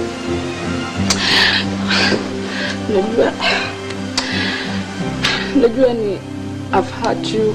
Najua listen. Chiki. Okay. Najua you don't trust me lakini yani naomba unielewe yani. It's okay. Hamna tatizo. Kweli Chiki. Nimekuelewa. Akashi. Jambo lingine nilikuwa nataka kuulizia kuhusu swala la Eric. Na ni boyfriend wako? Unajua, japo tumeanza uhusiano wetu, lakini yani ukimsaidia Eric akifanikiwa kufikia lengo lake, itakuwa rahisi kwangu mimi kumwacha yeye. Okay, tutamsaidia. Hamna tatizo. Kweli? Niamini. Asante. Fanya nini sasa Zuena dia?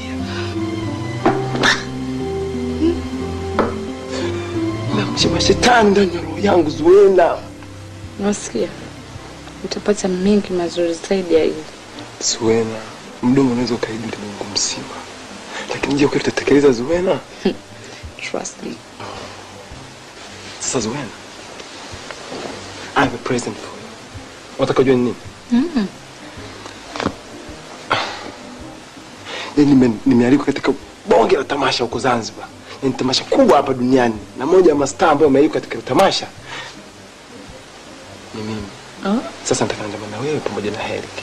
Afu tukinako huko namfanya connection Eric. Kipanda kiperform katika ile tamasha.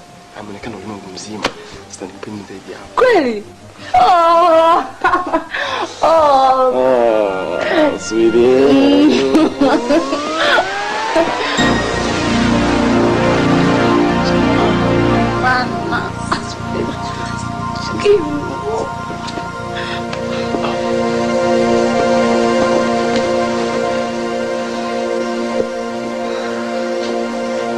Wewe vipi? Wewe vipi? Nikwambia sova wewe. Tatizo lako nini? Mbona unifuatafuata?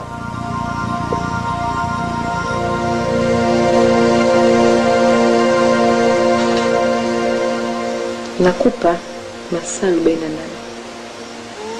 uwame mjio, la sivyo utaondoka mjio ya mauti.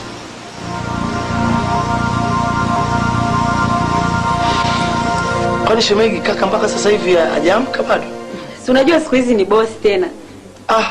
Mwacha pumzike bwana kakangu, amesota sana.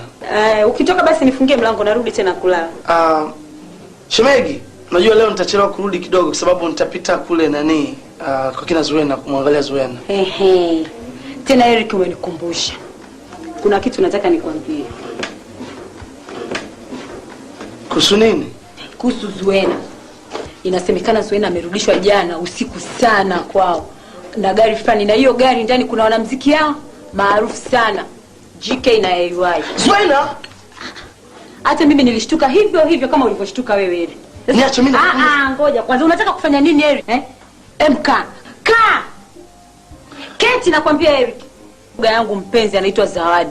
Ndio alikuja akanielezea hizo habari zote. Zuena, tumesota wote. Mmesota wote? Umesota peke yako. Yule mtoto wa kitajiri bwana. Asa shemegi niache. Ngoja, unataka kwenda wapi? Unaenda wapi? Niache. Niahidi, nikikuacha utafanya kitu chochote cha ajabu huko. Yes, I promise.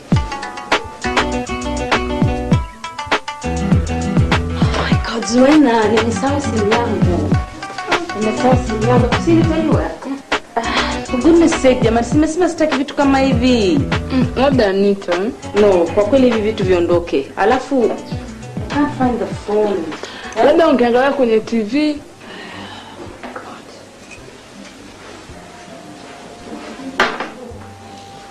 Simu yako hapa. Bwana, you know I don't like this sultani when I'm late. By the way, huyu kijana anafanya nini pale nje? Did I not tell you sitaki kumuona hapa? Sitaki kumuona hapa na anakuja hapa saa hizi saa 1:30 za asubuhi kama vile ndo baba mwenye nyumba. Why? For goodness sake. Ndio bro, sawa. Malipo vipi? Malipo kitu gani? Ndio dogo. Fanyia fedha.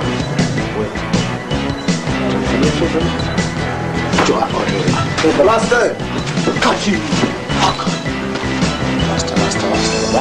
Unajua.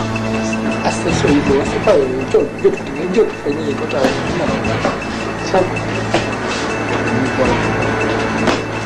Sawa. Ndio dogo. Sawa. Na mdogo utavaa kofia. Sawa? Ndio nayo.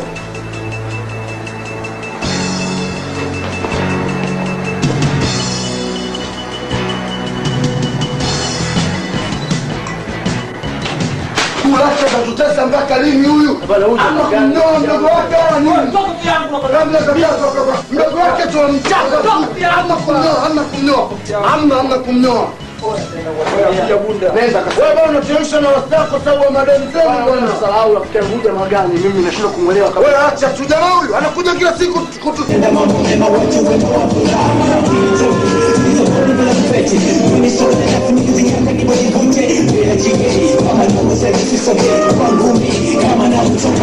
Acha kufagia wewe, hamna chochote.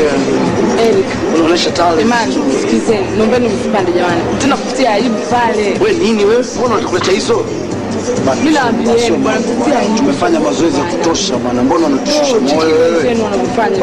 Simple ni wasisha kumsikia. Lote hawana choreography, hamna chochote pale. Wanapishana na gongana. No PVD katika Pre-Black Talent Show leo tutakuwa na msanii chikizi kabisa ambaye atambuliki, mtaona vitu vyake. Yeye manani Eric.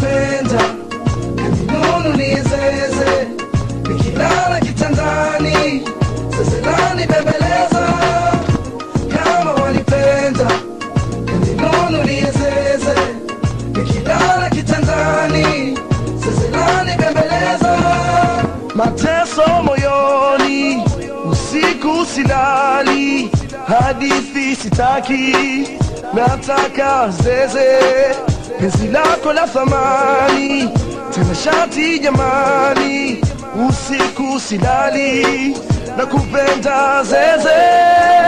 Kama wanipenda, nunu ni zeze, nikilala kitandani, zeze nani bembeleza.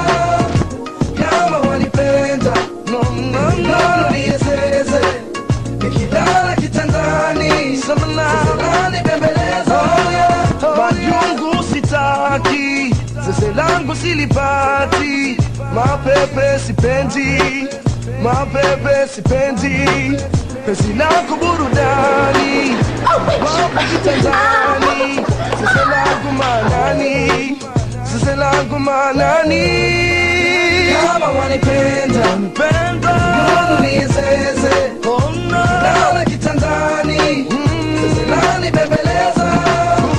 Kama wanipenda, nunu ni zeze, nikilala kitandani, zeze nani bembeleza. Leta za kuleta sio anasema Mike nini? Okay, hamna tatizo. Kwa kuonyesha ni jinsi gani nilivyopenda show yako na kipaji chako cha kuimba, Eric nakuahidi kesho nakupeleka studio. Utanipeleka studio brother? Yeah. Nakupeleka studio Eric. Siwezi kukuacha kipaji chako cha kuimba kifa hivi hivi.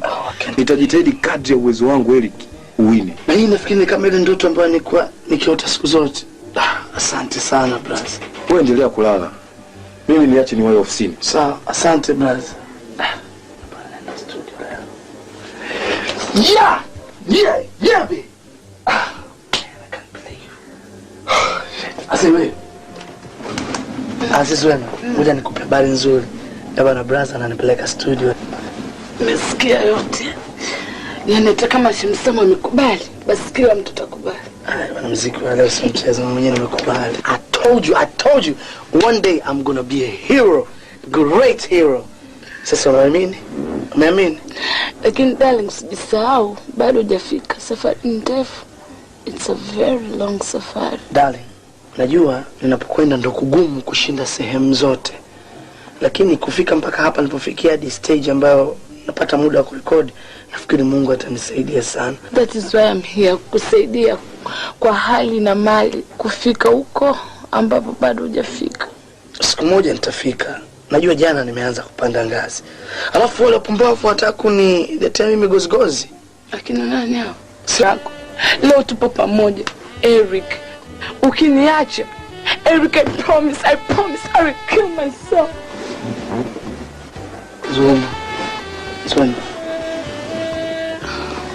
Zuena. Katu sitakuacha. I promise, I'll never leave you alone.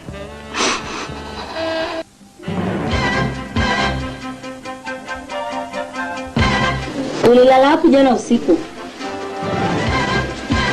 Nasema ulilala wapi jana usiku? Umenisikia au umeona usinijibu tu makusudi? Kunyamaza umeona haitoshi, bora utoke nje kabisa, sio? Sama nisenda kutupataka. Wewe mkubwa wewe.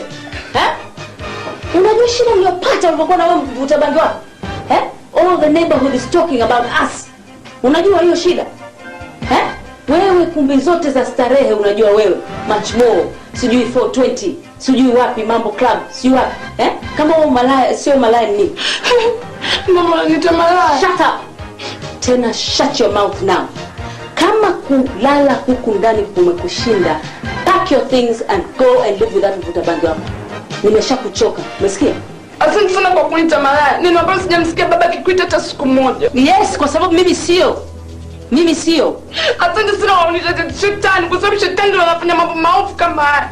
Sawa mama, mimi naondoka. Naondoka sio kwa sababu napenda. Ila naondoka mndani, sije kukutia aibu mama.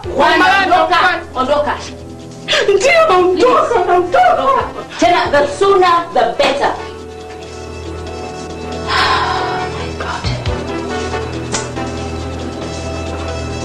Sijui nifanya nini, what? Mungu nisaidie, I just don't know. Edna!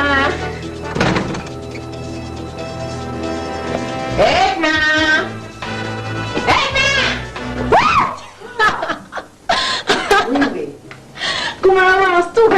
Mtu mzima tishiri nyambo bwana. Najua ulizania raza. Achana na huyo. Sasa sikiza mwanangu nikwambie na habari mpya leo. Watu siongee vitu vingi sana. Nini bado ungechungulia hapo kucheza watu? Sinione. Uone vitu gani? Niko negative.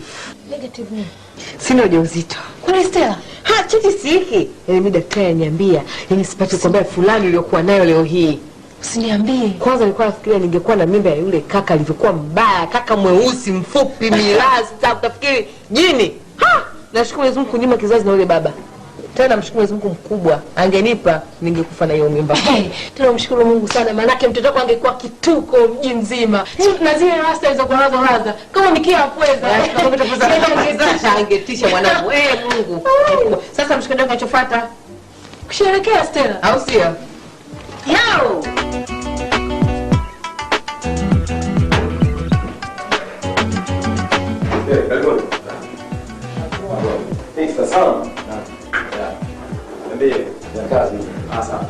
Sasa bwana sana. Sikiza bwana, kwa leo itawezekana kwa sababu nipo tight. Unajua studio inaendana na matangazo. Yaani tunatumia sana hela matangazo. Kwa hiyo na baadhi ya matangazo sijamaliza. Kwa hiyo naomba mjaribu kupitia wiki ijayo. Right.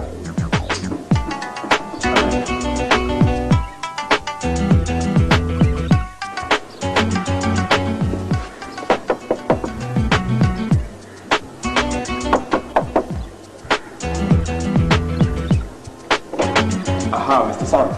Mambo vipi? Sawa. Yes. Habari zenu madogo? Niambie bwana Sam. Leo bwana nipo tight, hatuwezi kurekodi. Naomba mjaribu kupita wiki ijayo.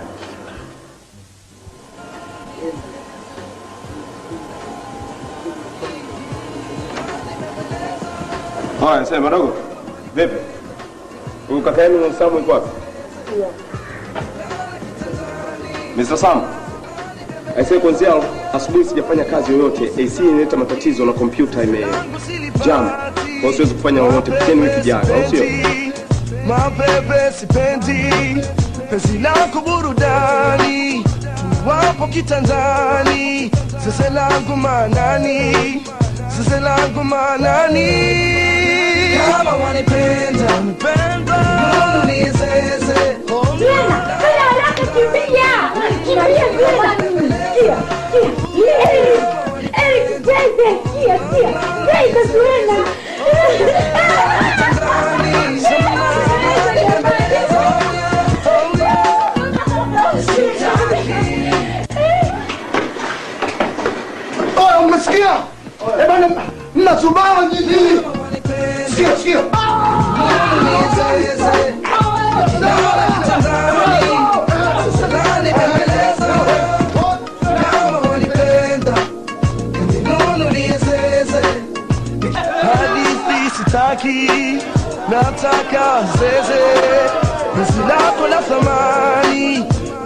dhati jamani, usiku silali na kupenda zeze. Kama wanipenda nizeze, nikilala kitandani zeze lani bembeleza. Kama wanipenda nizeze, nikilala kitandani zeze lani bembeleza. Majungu sitaki, zeze langu silipati. Habari saizi? Salama, karibu. Asante. Kuna kijana mmoja anaitwa Eric anaishi hapa. Eric. Kwa nini? Tunafahamiana. Ni kweli anaishi hapa lakini ametoka. Na Zuena? Zuena. Kwa nini shida nayo nini? No, actually Zuena ndio nilikuwa na shida naye zaidi. Kama yupo, ningependa sana kumuona. Okay, karibu ndani. Asante sana. Karibu kae. Thank you.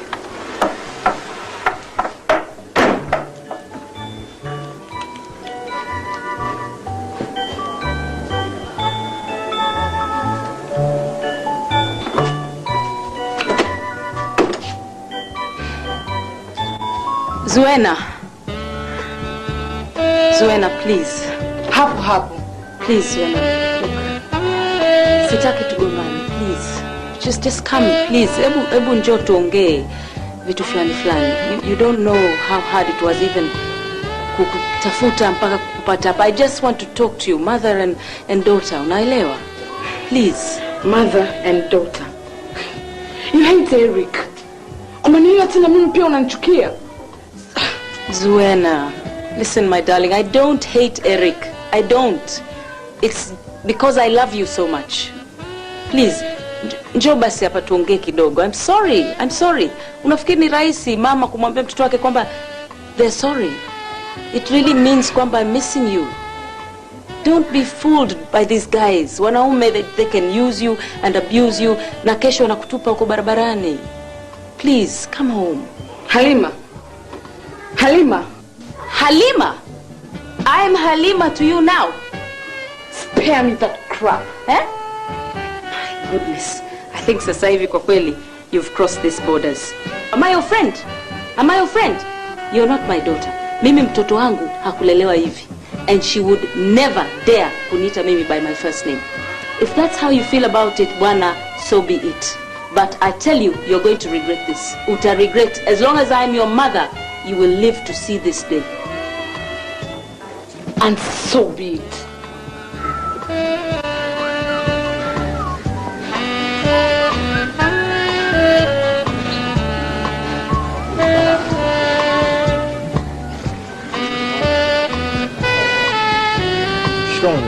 Shikamoo mzee. Shikamoo ya nini? Mbona tunazeshana? Habari ya saizi inatosha. Au mnataka kuninyima riziki ya vimwana? Hapana mzee, hiyo sio yetu mzee. Mnasemaje? Mwasaidie nini? Mzee, tumemnuzia kijana mmoja anaitwa Eric. Sijui unamfahamu? Eric? Yule kijana mwenye mwanamke mzuri hivi mwenye huyo. Yule kijana bwana. Hapa yupo yule kijana, yani ajabu kabisa yani.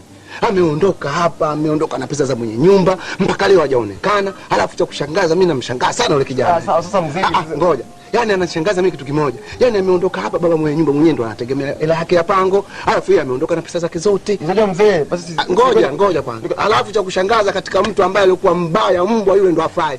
Yani yule ameondoka hapa na deni langu la kahawa, yani mimi nashangaa, yani singepata vipi? Ngoja kwanza, amenitia damage kiasi ambacho sipati kuona.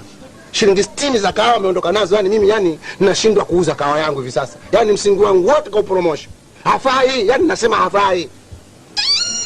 Pole sana mzee. Shapo. Lakini huwezi kujua labda amehamia wapi ili tusaidia naye, tunasaidia naye sana mzee. Nimesikia tu fununu, sijui amehamia sehemu moja Kinondoni kwenye saluni moja inaitwa BM. Ndio hiyo. BM. Mimi najua tunzetu. Mimi najua.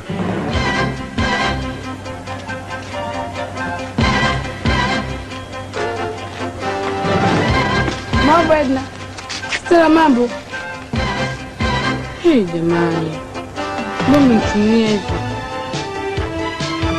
Lakini tayari huku siku zinakuja.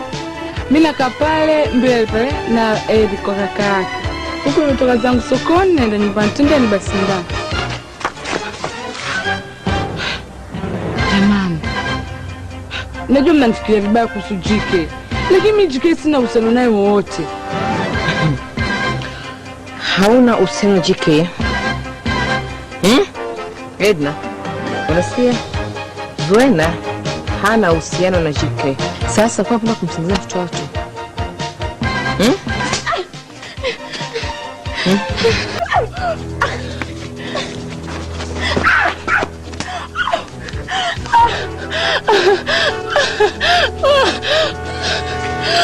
Nakuuliza unao kuchukunumiza watu. Udai. Sasa nakwambia hivi.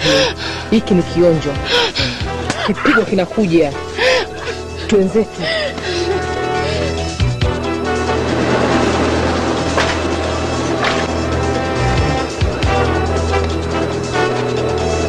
Mungu hapo mbaki.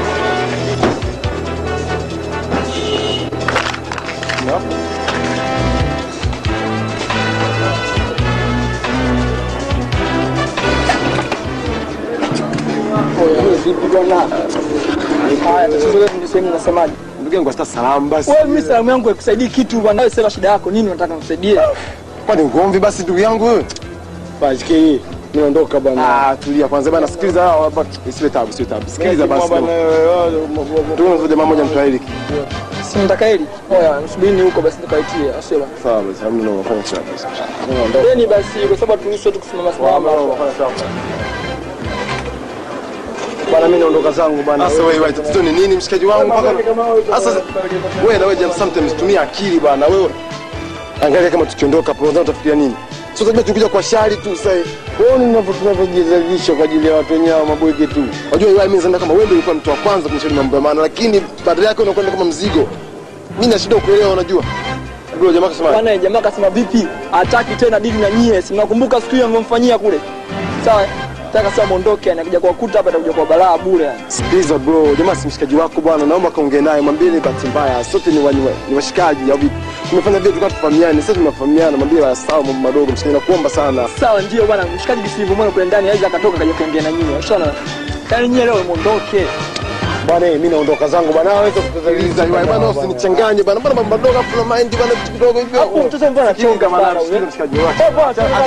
Huyu hapa mimi anifanya kitu chochote huyu. Oya mshikaji achana naye. Oya nini. Achana nao bwana, bwana achana nao bwana, gari bwana. Wewe nyie chochote. Achana nao bwana. Huyu baba tunatangana hapa mimi. Huyo mtoto tu bwana. Ngumi mbili umeua. Don't time bwana. Sogeza huku. Wapi Stella? Huku. Kila saa unatuma, sasa hivi nimechoka za moyo. Bwana hebu kaza mkono kike. Sasa hapo na mambo gani bwana? Stella, hii ni mara mwisho, kama haifai njoo mwenyewe. Unakuwa jeuri sio Afu mtoto sasa imebadilika sana yani. Karibu.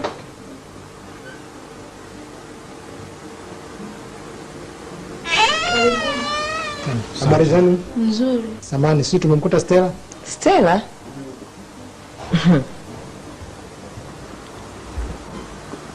Hayupo. Na Edna? Wametoka pamoja.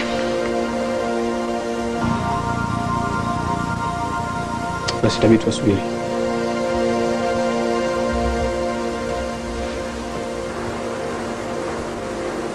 Ni kina nani wenzetu? Sisi ni maafisa kutoka bandarini. Kwa hiyo kuna mzigo ambao huyo Stella ametumiwa kutoka Singapore. Singapore. Kwa hiyo kutokana na anwani iliyoandikwa pale, basi ndio tukaweza kufahamu mahali hapo. Okay, karibuni sana. Mimi ndio Stella na huyu ndio Edna. Najua tena nimeshindwa kufahamisha mapema kwa sababu najua pia sisi binadamu sasa hivi hali imebadilika. Si mimi nataka vinywaji gani? Wala usiangalie. Jamani, acha mimi hata juice. Hata maji jamani, baraka ndani ya nyumba. Kwanza tutakuja tena na tena tutakunywa, hamna tatizo, wewe rudi. Inatosha sana. Wewe mtaki hata maji? Wewe acha. Sasa mimi nafikiri ngoja tu huyu amchukue karani ambaye tumekuja naye kwa nini? Kwa mkuja naye kwa nini? Yuko nje hapa. Okay. Karibuni sana, msikie mko nyumbani. Karibuni. Nashukuru sana. Angalia sasa hivi kutambulisha kwa ukizingatia mkuja mtu akuja mtu mwenyewe na unaweza plan mimi hapa so mwanangu. Ndio ile kawaida. Ha? Yaani wewe mmoja kupata hukuku sio eh? Wewe mtoto vile anapata kazi. Sisi ni maafisa wa polisi sawa. Kuanzia sasa hivi mko chini ya ulinzi. Kapo. Kaa chini. Mko chini ya ulinzi kutokana na matatizo mliyomsababishia huyu sawa?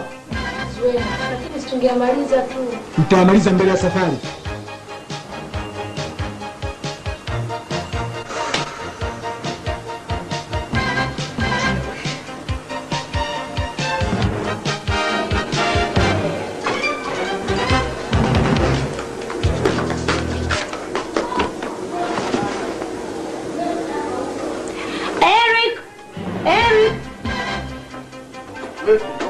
Njoo nikwambie, mimi sinakwambia kila siku unaniambia mimi muongo. Njoo uone. Kila siku nakwambia unaniambia mimi muongo, njoo. Yule nani? Wow! Crazy! I can't believe this. Unaambia mimi muongo.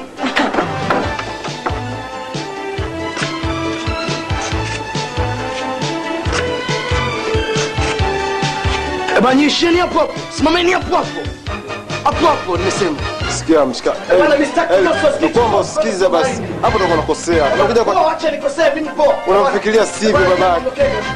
Itakuja kuwa son, tafanya kitu kibaya hapa. Nyumba nzima, majirani wote wataninunia. Poa babake. Nyazeni bwana. Na wewe, ingia ndani chukua kile kilicho chako na uanze sasa hivi. Unanifanyia hivyo Eric? Mimi siku zote hizi nilikuwa nikifanya kwa sababu yako. Nimesemaje? Sasa hivi ingia uchukue cha kwako. Kwanza una chochote. Anza kwenu. Anza kwenu bwana. Eric, kumbuka nilipokutoa. Nimekutoa mpaka umefika hapa Eric. Leo unaona mimi sana. Asante sana.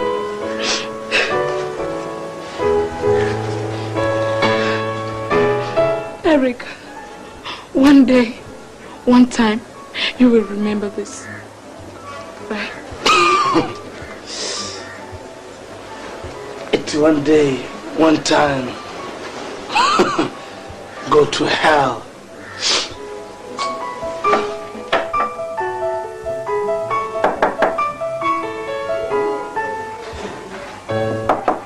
Ingia.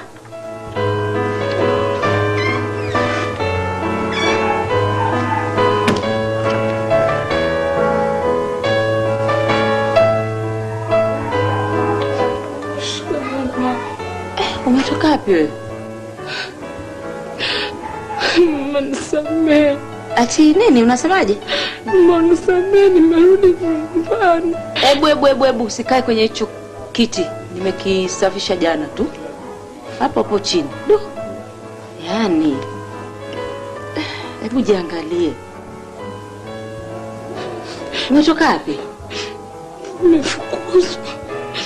Naomba nirudi nyumbani. Aha. Nikusamehe? Wewe, do you know the meaning of the word kusamehe? Leo umerudi nyumbani nikusamehe. Nikusamehe kama nani? Kama Halima au? Mama. Leo mimi ni mama. This is so funny. Unarudi ili weje? Naomba nirudi nyumbani.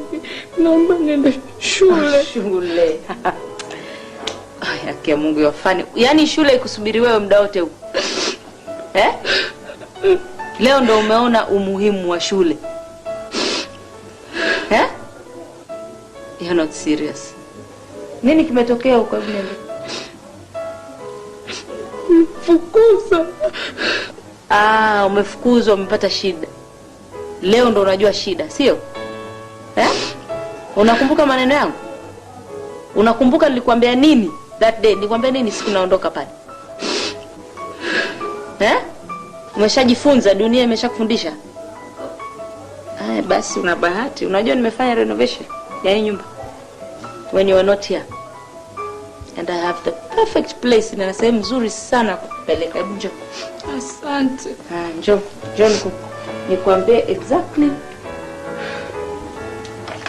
Sasa sehemu ambayo unastahili wewe kukaa ni huko. Get out of my house. Na usirudi.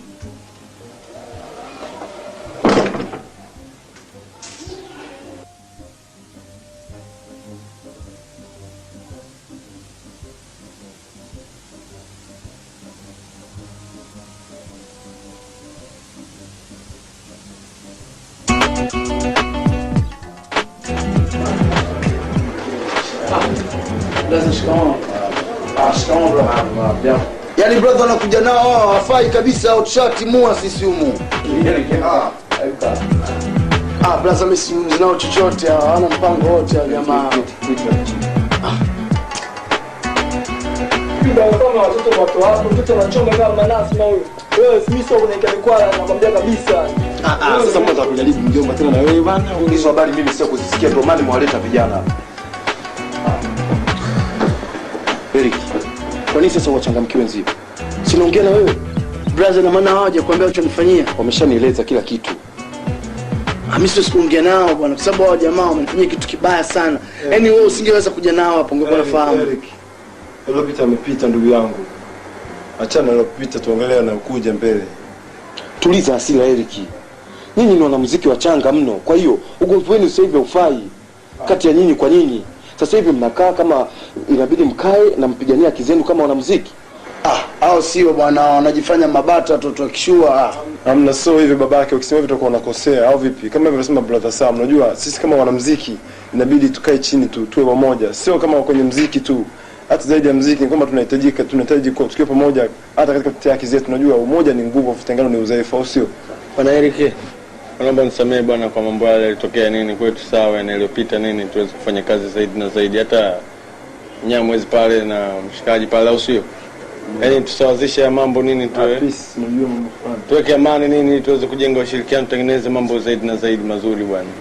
Hilo ndio nilikuwa nataka kusikia, msamaha. Lakini bila hivyo tusingeelewana wazee. Bana Eric, kaa vipi poa tu bwana, wasamehe bwana, amekuja ni na brother nini. Masuala ya kugombana sasa hivi yamepitwa na wakati. Nyinyi kama wanamuziki haitakiwi kufanya vitu kama hivyo jamani, sawa? Sawa bwana, mimi nawasamehe. Au sio sana mzee please.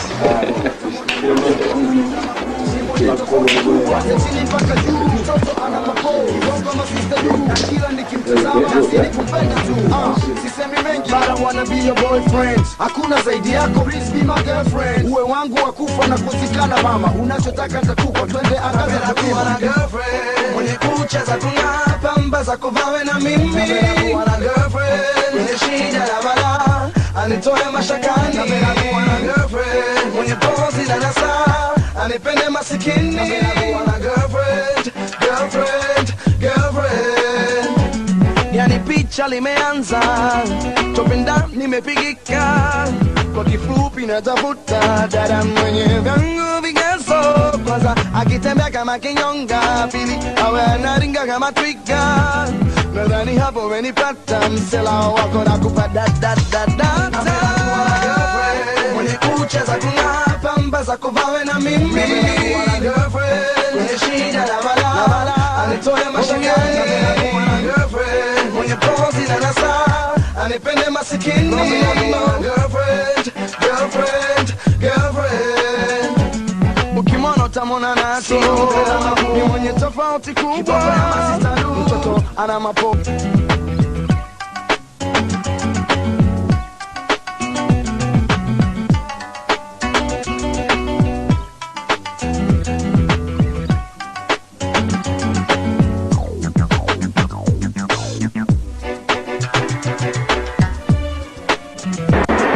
Swena, ulikuwa wapi siku zote na kutafuta mpenzi wangu?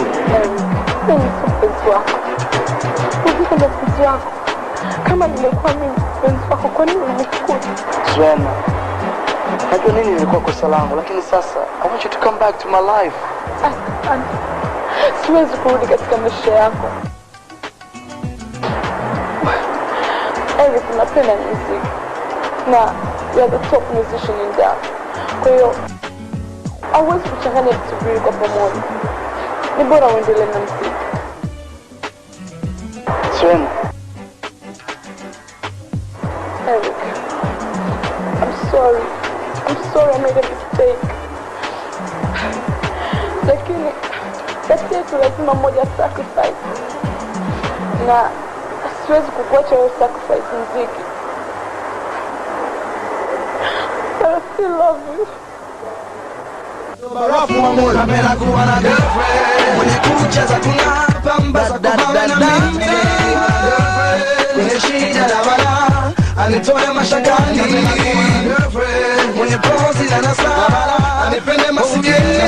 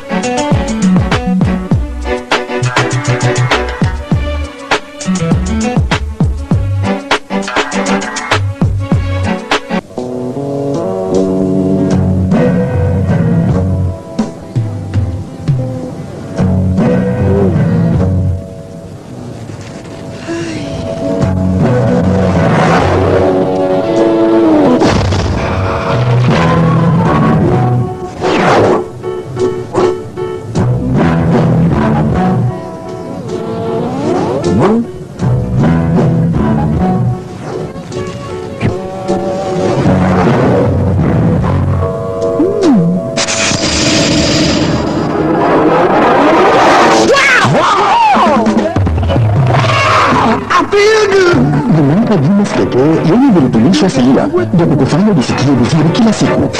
Feel good. Wow.